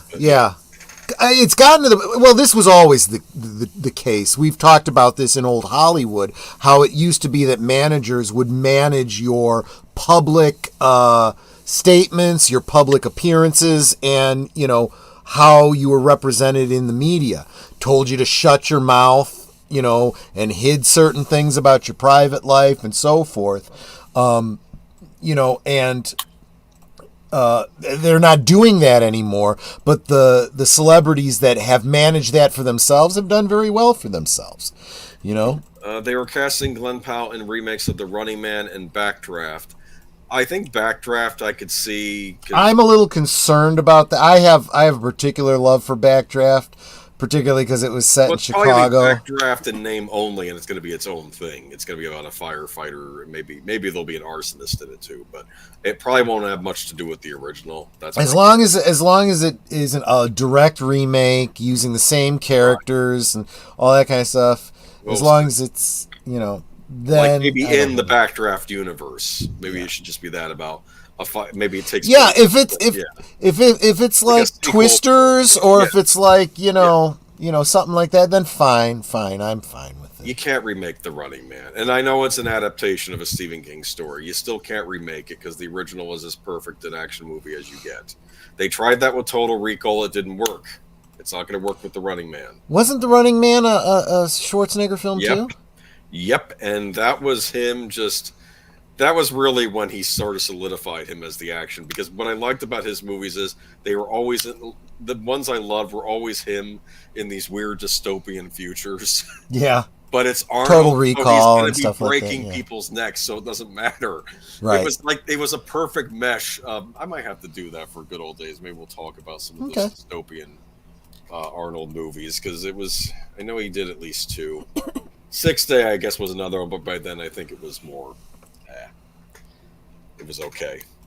Speaking of, remakes and reboots and so forth. Okay, Universal and Blumhouse, which are hit and miss. They are. You're not wrong. Don't make this a hard R. Stop doing this. You're trying to open a theme park. Make it. Think back to when you made The Mummy in '99. That's right. Where you're going with these. Right. Blumhouse and Universal's Wolfman release pushed to January 2025. Universal Pictures is shifting its wide release of Blumhouse's Wolfman from October 25th, 2024 to January 17th, 2025. Wolfman is billed as a blood-chilling reimagining of the classic Universal monster pick. The film is directed by Lee Whannell, who wrote the script with Corbett Tuck, Lauren Shooker Bloom, and Rebecca Angelo from Dumb Money. Okay. Golden Globe nominee Christopher Abbott, Poor Things, Catch-22, It Comes at Night, stars as a man whose family is being terrorized by a lethal predator. The film will reunite Abbott with co-star Julia Garner, whom he starred in 2011's Martha. Martha, Marcy, May, Marlene. What? Yeah. That's a mouthful. Whannell's previous films for Blumhouse's include Invisible Man, Upgrade, and Insidious Chapter 3. Wolfman is produced by Blumhouse founder and CEO Jason Blum and is executive produced by Ryan Gosling, Ken Cow, Bo Sakara, Mel Turner, and Whannell. It is a Blumhouse Motel Movies production. Universal has also unset Blumhouse's other picture, The Woman in the Yard, which was previously dated for January 10th, 2025. It will be redated at a later date. While plot details are still under wraps, the film will start after. Okay, well, this is something else. Anyway, Wolfman remake reboot.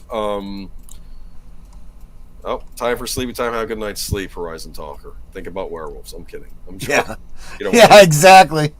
I think we really need to relaunch this Universal monster movies, and I think they need to take this seriously and treat it as the moneymaker it can be. Now, on the surface, this sounds interesting. It's a man trying to protect his family from these lethal predators. That might be interesting, like a new take. If it's even if it takes place in modern times, I could still see working, because I don't think werewolves, are stuck in the Victorian era, right? So you can do them in modern times. But let me guess, she's the Wolfman. When the moon is full, she changes into a hairy, funny man transgender. I think, no, she'll probably be. I mean, if they were doing that, they would just call her She-Wolf of London. They would just have right, exactly. That was this is the thing to keep in mind for Universal. For Universal to maintain their brand identity, right? For their Universal monsters, there are certain things that they have to honor, right? We always talk about, changing and destroying and rewriting, canon because cultural, whatever. But this is something they have to do because they're dealing in an area that is otherwise public domain. The idea of werewolves and wolfmen and vampires, Dracula, Frankenstein, these are all public domain. Okay. The only thing they can lay claim to is, the things that are very clearly, as far as Frankenstein, like the bolts, the flat head, Wolfman is Universal. That's their own creation. It's not a werewolf. It's the Wolfman. Even though Wolfman is a werewolf, but that's true. But the character of Larry Talbot, the mark on his hand, all of these things are things that were part of their IP. If this is going to be their IP, those are things that have to be part of it, that they need to continue to do to protect that IP. And honestly, there's a certain look to their Wolfman that needs to be maintained. I used an image that I found online because it looked, cool, which is probably why it exists, but that is not the kind of werewolf that is the Universal Wolfman. No. The Universal Wolfman, you look at, the Larry Talbot, the Lon Chaney Jr. Hog face sort of thing, yeah. Yeah, you look at the what was his name from the remake? Benicio del Toro. Yes, exactly. Yeah. Not an extended snout like a dog, but just the painted nose, flat face.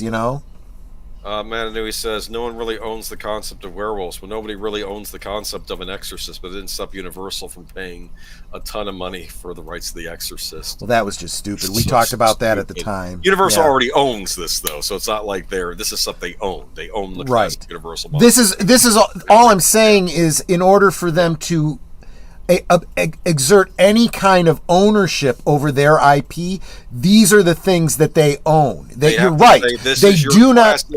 Universal monsters versions of these classic monsters. Exactly. They don't own werewolves, but they own Larry Talbot. They own the iconic. They own that little poem that the gypsy woman said. Even a man who says his prayers by night. Such and such and so forth. Please just make this a good scary movie, but can also be a PG-13. Yeah, it can. And because you need to be sprucing up this brand and bringing the parks back. And if I can, if I can say something a little tongue in cheek, the actor's name is what's it? It's what's this actor's name again? Lee Whannell? No. I'm sorry. It's where is it? I don't know. I'm gonna look at the article again. Universal Pictures release date. Go Golden. Oh, Christopher Abbott. Okay. Okay. Christopher Abbott. It's a shame that the co-star isn't like Julia Costello, right? So that you could have Abbott and Costello in The Wolfman. That would be very funny. Yeah, that would be funny. I'm trying to think who you would do for a modern Abbott and Costello Meet the Monsters. I was almost thinking, Owen Wilson and maybe what's his name?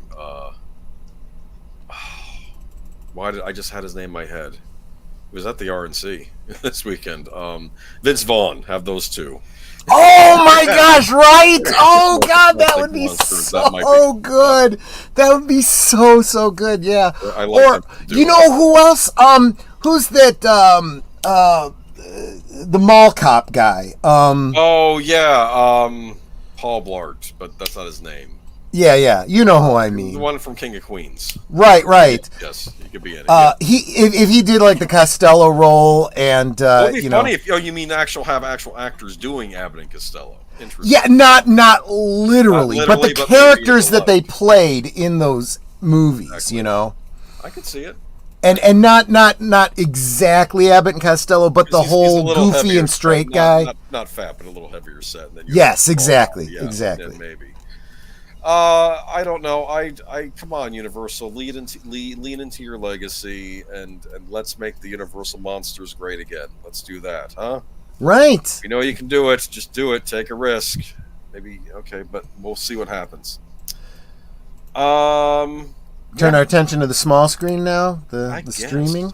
Though I imagine, I don't know if in Italy this got a Hey Troy, the gypsy poem is pulled from an actual Romanian gypsy poem about werewolves. Oh, that's interesting. So they did use that. Oh yeah, that is cool.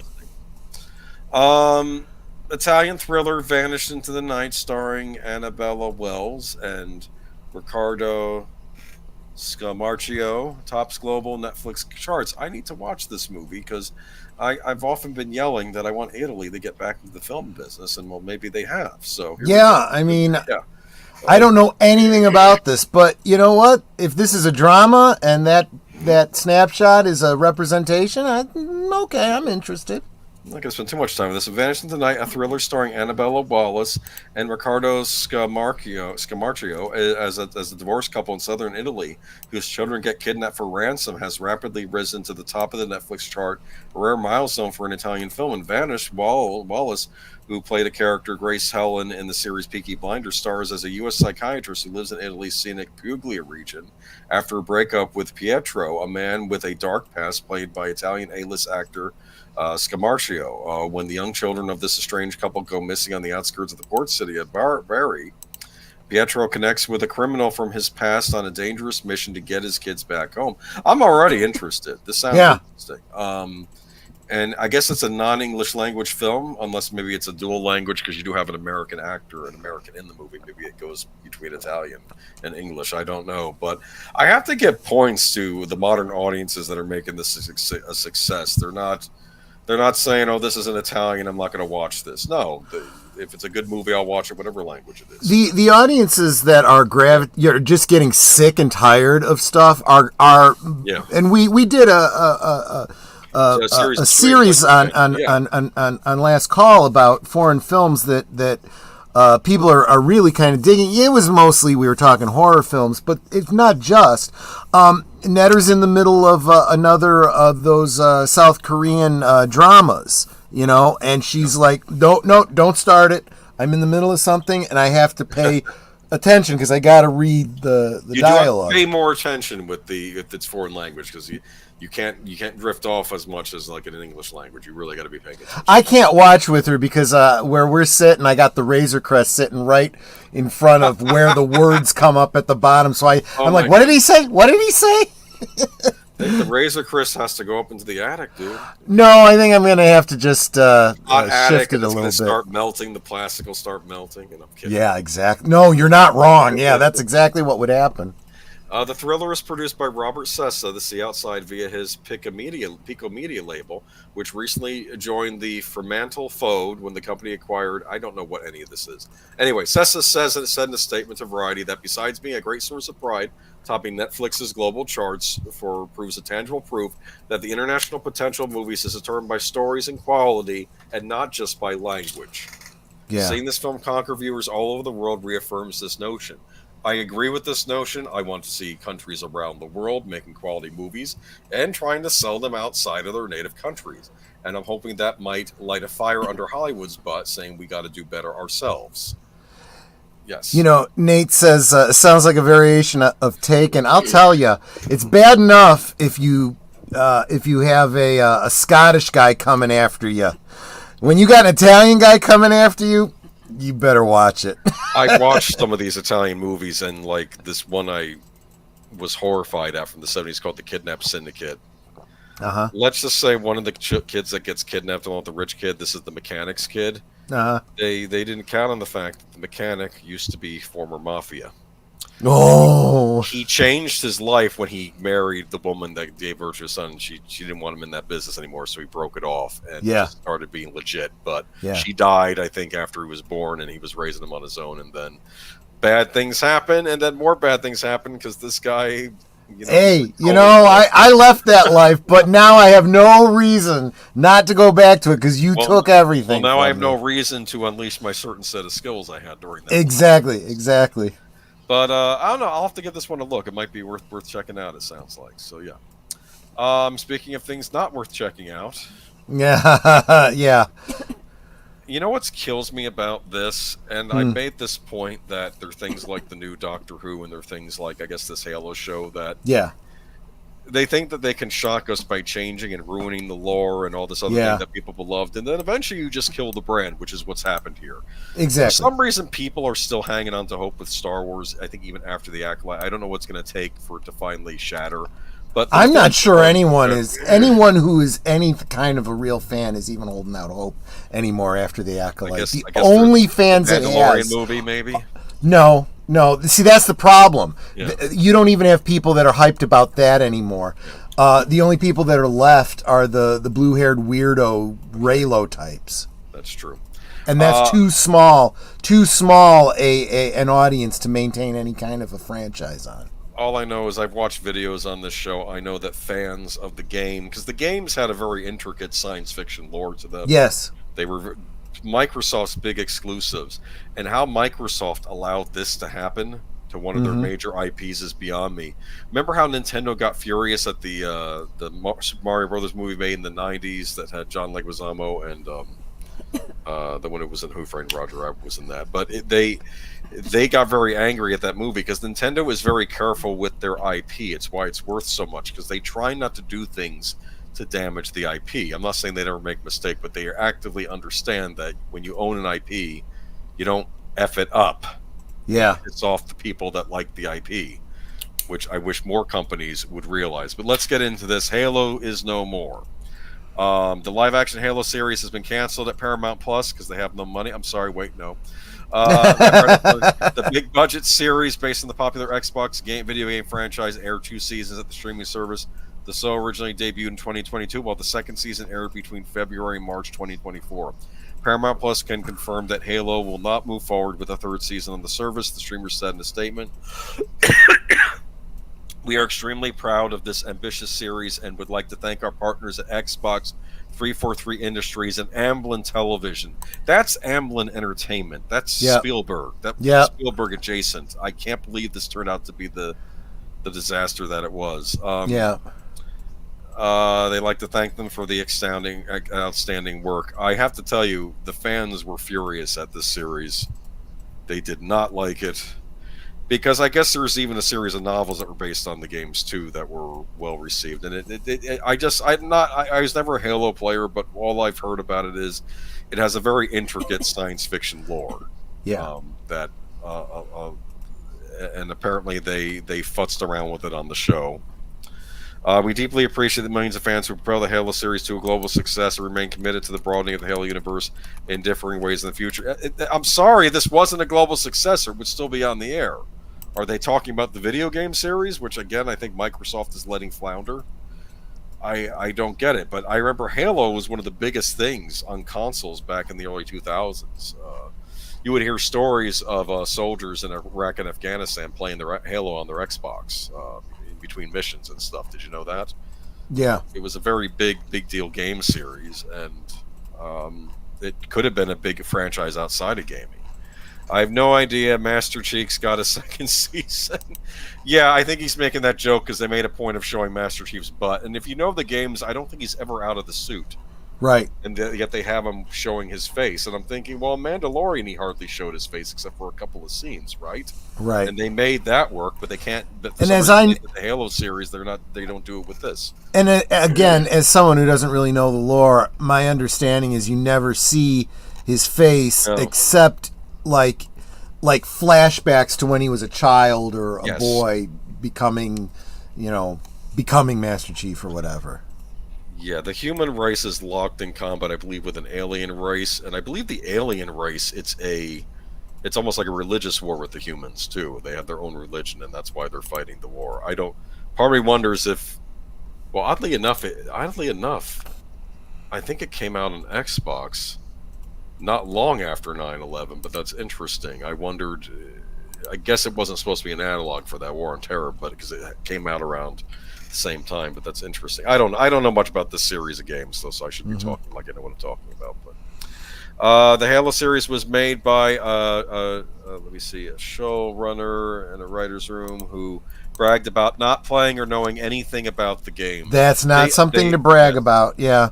And this a very easy comparison to make here. You compare this and that attitude to Fallout. And the main actress saying that she played the game and she kind of gets the lore, and she's not she doesn't claim to be good at the game, but she's definitely played it and she knows the lore. And I'm like, that's what you do, right? I mean, it's going above and beyond to be like Henry Cavill and saying, yeah, I play Warhammer and I got all the books, and he just spews all the lore all over the place. I'm not expecting showrunners to know the lore. I'm expecting them to respect the fact that they're working on this property and to figure out the lore as they're working on it. You do your research. Nicholas Meyer did his research when he made Star Trek 2. Right. That's not the point. It's not a crime not to know it. But if you're hired to do this job, you don't. Yeah, that's a great point. Nick Meyer never claimed to be a fan. He's like, I knew nothing about Star Trek, and then I watched a few episodes. I'm like, oh, I get it. He still wasn't a fan, but he did his research. No more about Marathon, which is what Bungie was making before it bought up by Microsoft, who turned it into Halo. Right. I believe a version of that game did finally come out on PCs because it was originally going to be a PC game until Microsoft bought out the company. They wanted it on the original Xbox. But yeah, I'd like to say goodbye, but maybe good riddance is a more appropriate thing. Never should have happened. Yeah. Watch Fallout instead. Spider-Noir. This one I'm a little curious about. Yeah. I don't know. It sounds interesting.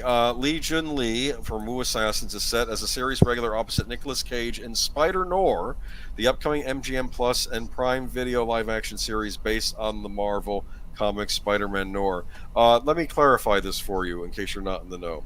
I think it'll be Prime Video all over the world, but over here in the United States, it's going to be on MGM Plus. Yes, Amazon owns MGM and MGM Plus, but it's a separate streaming service from Prime Video. Huh. Okay. Because everyone who thought, remember a while back, we were saying, oh, they're going to put all the MGM movies on Prime. Nope. It's going to have its own service. Anyway, from executive producers. Again, diluting the brand so that, you get half the money. You don't get it with Amazon Prime, even though Prime has its own streaming. Anyway, from executive producers, co-showrunners Oren Uziel and Steve Lightfoot from Sony Pictures Television, Spider-Noir tells the story of an aging and down-as-like private investigator Cage in 1930s New York who is forced to grapple with his past life as the city's one and only superhero. He will play a singer at the premier nightclub in New York. In addition to Cage, she joins previously cast Lamorne Morris as Robbie Robertson. Harry Bradbeer is set to direct and executive produce the first 2 episodes of the series, which Uziel and Lightfoot developed with the team behind Spider-Man Into the Spider-Verse, Phil Lord, Christopher Miller, and Amy Pascal, who serve as executive producers. Spider-Noir will debut domestically on MGM Plus's linear channel, then globally on Prime Video in more than 240 countries and territories. What do you think of this? I haven't talked much about this Spider-Noir series, so I was looking for an article. Kind of interesting, don't you think? Yeah, it sounds, if I'm It's not like a Sam mistaken, Spade if he was Spider-Man, that sort yeah, of thing. Is that yeah, that basically kind of a what it thing. is? Yeah. And I'm not sure. Is it set in the 40s or something Set in like the that? Or 30s, set in the 30s? 1930s. Okay, It then might be. I wonder if it'll be shot in black and white, or maybe I was gonna say, yeah. if they shoot it in black and white, do it like what was that movie? Sin City Yeah, like Sin with City. some That color would be splashing here and there. that Yeah. would be genius way to do it. And Nick Um, Cage. yeah, and Nick Cage, you can't go wrong with that. So maybe this will be a hit. I hope so. Oh, especially with Nick Cage, and because he's a masked character in a trench coat, Yeah. you can always get away with the whole Mandalorian thing with him. You know, I mean, so there's that. I agree with you, Nate knows, but this is one of the few different Spider-Mans I actually find interesting. The other one would be the one from the future. Was it Spider-Man 2099 or something? Whatever, the futuristic one. I read those comics when they first came yeah. out. I really liked those. That one looked interesting. So maybe they are making too many different Spider-Mans, but this one at least sounds interesting enough. It would be interesting if there was like 1930s Noir versions of like Doc Ock, or maybe he has his own villains. I don't know. So What might actually be cooler Yeah. if you're going to go up against like organized crime, like you tend to do in 1930s Yes. stories, is have just normal crime bosses that have names like the Octopus and the the Hammerhead and things like that that have nothing to do with any kind of special superpower or gadgets. Just maybe he wears a hammer on his head or something, or I don't know. Or he's got Rhino. he's got like a shark tattoo on his arm and he goes by Hammerhead or something, and that's it, or the Rhino or something like that. We'll see. I'm intrigued. I hope it's good. Just make it good and don't make it bad. That's One of all the I henchmen ask. could be the Sandman because he puts you to sleep. Put people to sleep with like morphine, like what is it? Chloroform, yeah. Chloroform, yeah. Nick Cage is the only reason I may still watch, but he's only a voiceover that I don't know. I think you'll see his face. I mean, Oh yeah. Yeah, he'll play the character. He'll put the mask on But when also, he put the mask on and he does physical stuff, maybe they go with someone else. as an Asian, I demand Japanese Spider-Man get his own show. Where's Asian representation? That's actually not. If they could work something like that out, if Sony could work with whatever Japanese company owns the rights on that, they could do something really good with that, and I'd be all behind that. Might be interesting, but looks like this actress will be on as the singer, I guess as a lounge singer. So maybe she has another sordid past. I don't know. Maybe she's the romantic lead. I don't know, but we'll see. Let's just hope it's good. I need some decent Marvel content. Yeah, I'm sorry, I miss having agree. decent Marvel content. I feel like we're in worse shape now than even prior to like Thor and Captain America and Iron Man. I feel like we're now in worse shape now. I had know. things like Ghost Rider and the Punisher and the Tobey Maguire Spider-Man movies. I mean, Yeah, they were not connected, but they didn't need to be, Yeah, as I long mean, as you did good films. in fact, Nick Cage was Ghost Rider. That's right, he was. And I did enjoy that sequel. It's over the top. I did but it's too. funny. But now Idris Elba as a French monk. That was funny. I'm sorry. Yeah. Yes.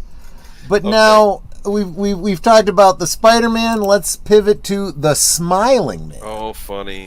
I'm not Going gonna into our do much gaming time. bit. The only reason I'm even posting this article is This is a because- follow-up to last week. Because Yeah. it was this big thing we were liking, is Nintendo making a survival horror game? Well, not exactly. More of an anime sort of horror game. Well, more of a...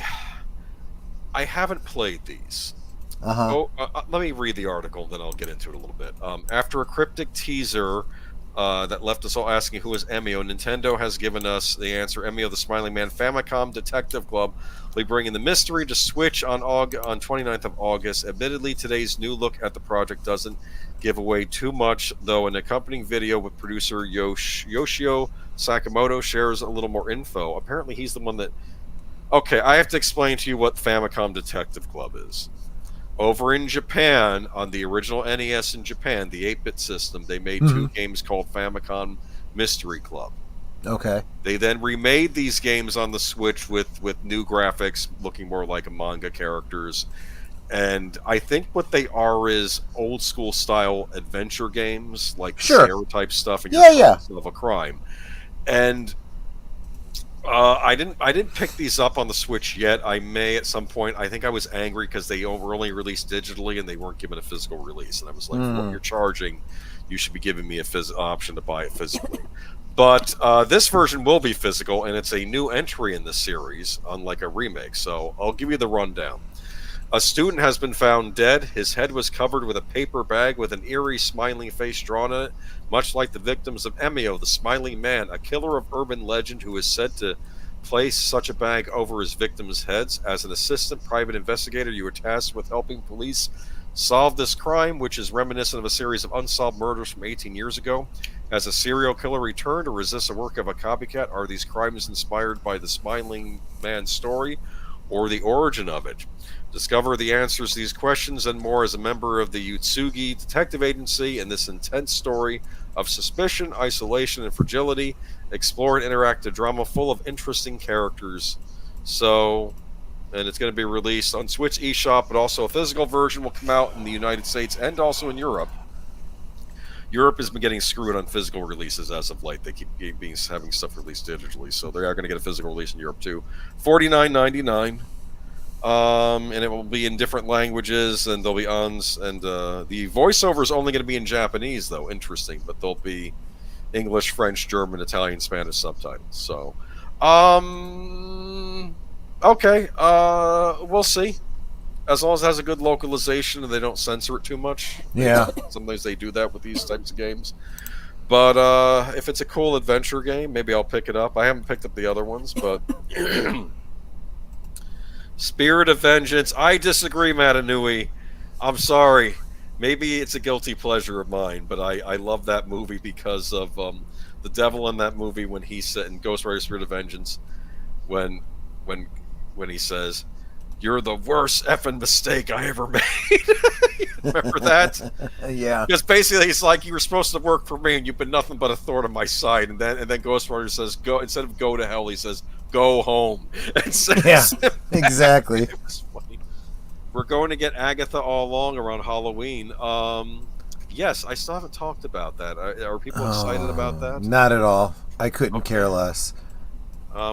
That's another Marvel character. I think she was on that WandaVision show because they showed her coming up as the black and white character. By the time we got to the end, I told you that was the last thing that I watched of the Marvels and stuff, and by the time they got to the end of that, I was like, I'm out. I'm done.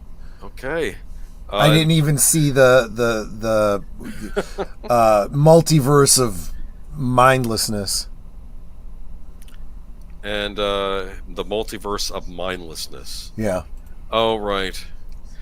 But from Smiling Man to Frowning Man. Oh, gosh. This is... yeah. Okay, we got a lot to unpack here. This is probably where my stream is not for kids anymore. It Kids wasn't leave. To begin with, so... Kids leave. Just look at that face. Kids, be careful. What is that? Is that a pic of Agent Boomer? You smartass. Okay, anyway. Here we go. Kyle Carrozza, Cartoon Network creator, arrested on CP charges. Yep. CP stands for something else. Child and like ornithop. Okay, you know what? It's being a friend of the playground. Oh boy, this is going to be tough. Here we go.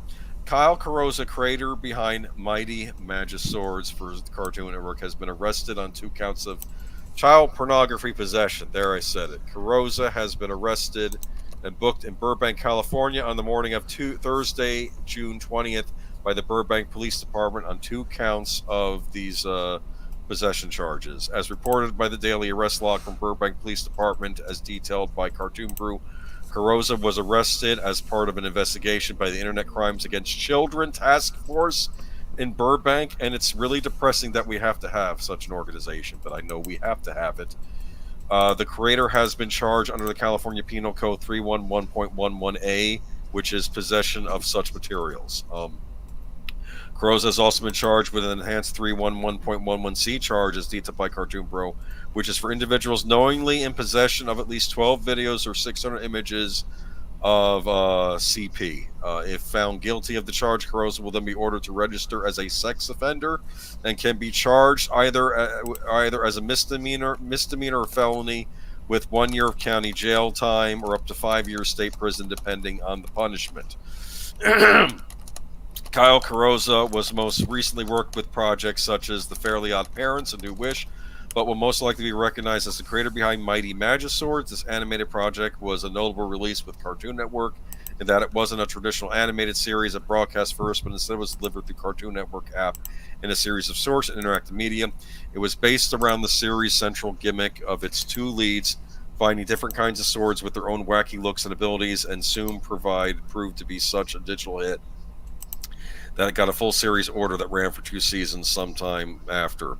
Mighty Magiswords was one of the Cartoon Network series removed from Max a few years back, but ran for 92 episodes through the course of its run. Mighty Magiswords is still available for purchase with digital platforms such as Prime Video, and they tease the Cartoon Network series such as Proyas and Vambury, the brother and sister team of warriors for hire, are always up for requests, but they never know what quest will drop in their laps. Giant pigs, giant spiders, or giant ancient dinosaurs. They can handle whatever giant quest you want, but not without their trusted collection of Magiswords. So I'm assuming that this is a show that was made with children in mind, correct? Mm-hmm. This isn't even like an Adult Swim show. Not that it makes any difference with the charges, but funny how Max basically shit canned this. Remember when they were getting rid of all those shows months back? We were talking about that, and I don't think Prime Video is going to be selling this show for much longer. I think the show is going to get buried. Let me see. He's a playground stalker. Yeah, well, I'm a little disturbed by the fact that this man was working for Warner Brothers Discovery making children's entertainment. Do you think he's the only one of this type? Is this a fluke? No, there's plenty. You know, Because this is not the first time just from this. Yeah. I've known that, especially when you look over at Nickelodeon, you look at, Disney, there's, these kinds of people gravitate towards kids' entertainment. Yeah, they need to put him under the jail. Well, I'm going to tell you something. He's going to be on a list now for the rest of his life.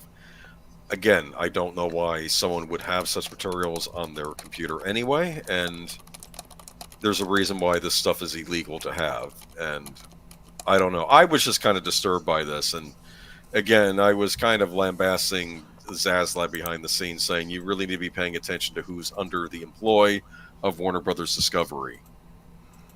And I'm not even trying to name names even over at, but I know they've been releasing some material over there, like Velma and things like that, which I think is inappropriate. Not that anyone on there is necessarily doing this sort of thing, but maybe start paying attention to the character of the people you employ. Yeah. But yeah, I don't know. This kind of threw me for a loop. I remember your reaction was WTF, I think, right? Right. I said it to you. Yeah, it's and I hate to say this guy looks like a stereotypical you-know-what, but he does look he off. Kind of does, yeah. Just the weird clothes and those button chops or something else. But yeah, he's probably going to jail, I think, right? This is a jailable offense? Yeah. Yeah, it is. So yeah, disturbing. And that's the note we leave off on. Yeah. I mean, any Mighty Magiswords fans in the chat? Okay, why do robbers rob banks? Because that's where probably get in trouble for reading this, but I'll read it anyway. Because that's where the money is. That's why playground stalkers work in children's entertainment. Yeah. That's sick, but I didn't think about that. That's about true. This. Some little kid says, I'm a big fan of Mighty Magiswords. I'm a big fan. Can I have your autograph? And then he says, hey, do you want to see some of my cool collection in private? Wink, wink. I mean, I don't know. Hey, little girl, you want a submarine sandwich? Oh, God. Hollywood needs to take a good long look at themselves. Never heard of that show. I never heard of it either, because I'll be blunt, I don't know many of these modern cartoons. I think the last modern cartoon I was watching was Samurai Jack, which was on Cartoon Network. Finally to get a final season of that. But I never heard of it either. I'm not speaking to the quality of the show. I haven't seen it, but I do find it very disturbing, and I think they need to start looking at the other creators on these cartoon shows and see if, because I'm sorry, this stuff tends to get shared, doesn't it? Yes. So you need to look at that. I haven't ever heard of the show before, and you're probably never going to hear of it again, because I can tell you it's probably going to get buried now. Yep. Max already didn't want it. They're not going to publish DVDs of it, and now you probably can't even purchase it digitally, because I think they're just going to say it's not worth it. It has a reputation now. It has a stink behind it, and it's pretty cut and dry. This isn't some weird accusation. They found the evidence of this on his computer. So, yeah. So tonight, what have we learned?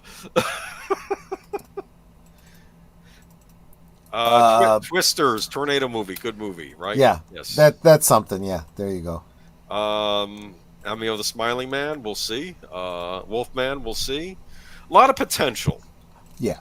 Let's say that.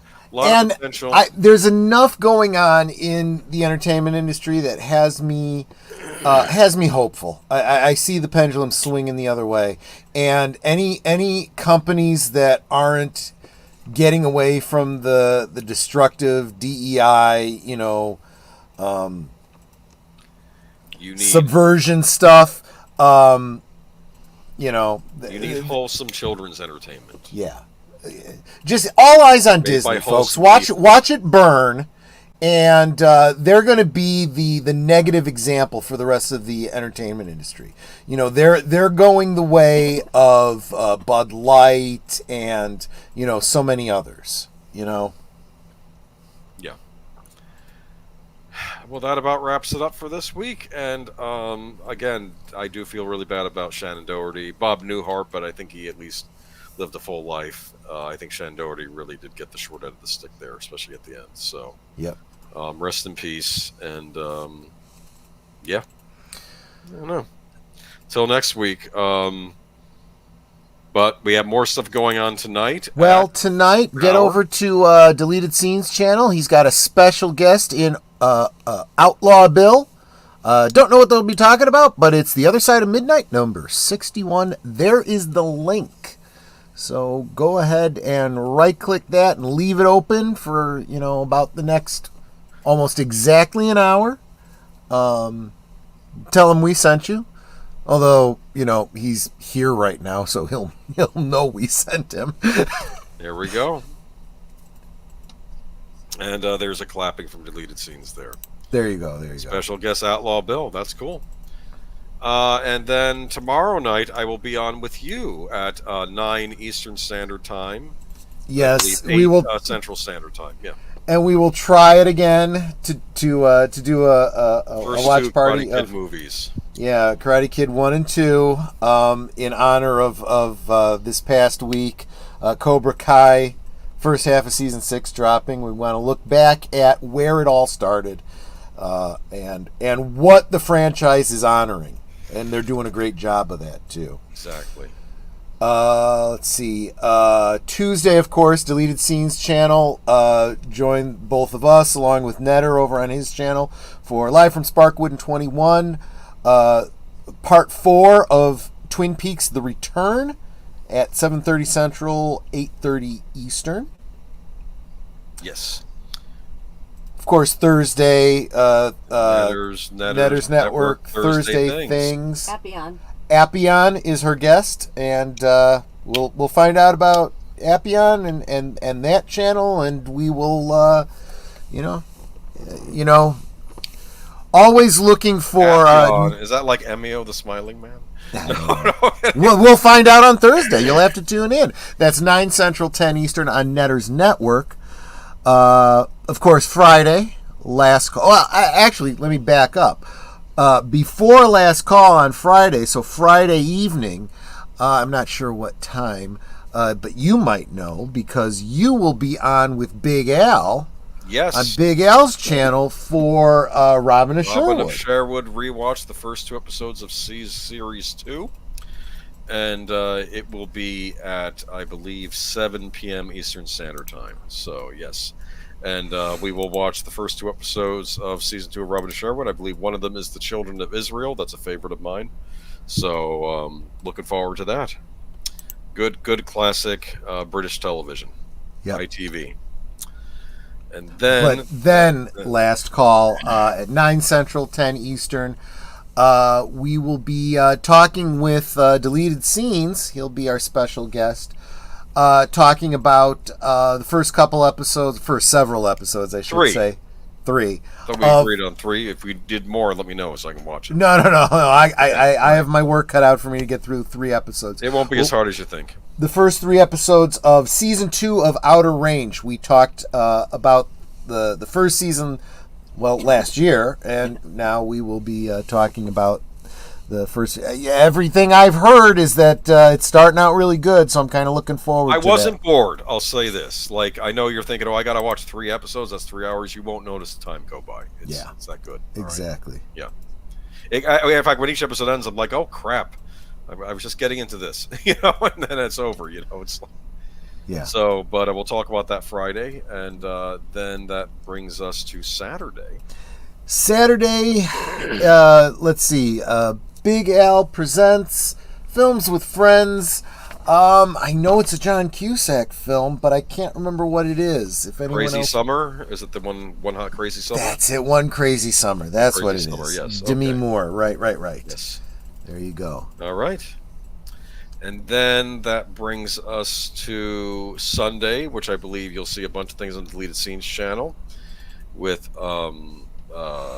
Western Cinema Sunday, then later on Unscripted with Deleted Scenes, and then turn into this channel for Geeky Geezers, where hopefully not as some depressing deaths next week, I hope, because I feel like we've been getting a lot of bad deaths lately, and I'm like, this is not making me feel good. I mean, in fairness, some of these are to be expected, right? I mean... Yeah, but Shelley Duvall, now Shannen Doherty, it's like, I don't know, everyone's killing over.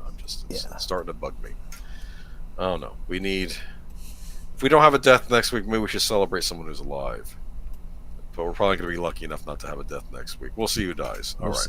We'll see. All right, but y'all have a good week, and I will talk to you next time. Yep. That's my cue to sign off. Take care, y'all. I'm telling you, though,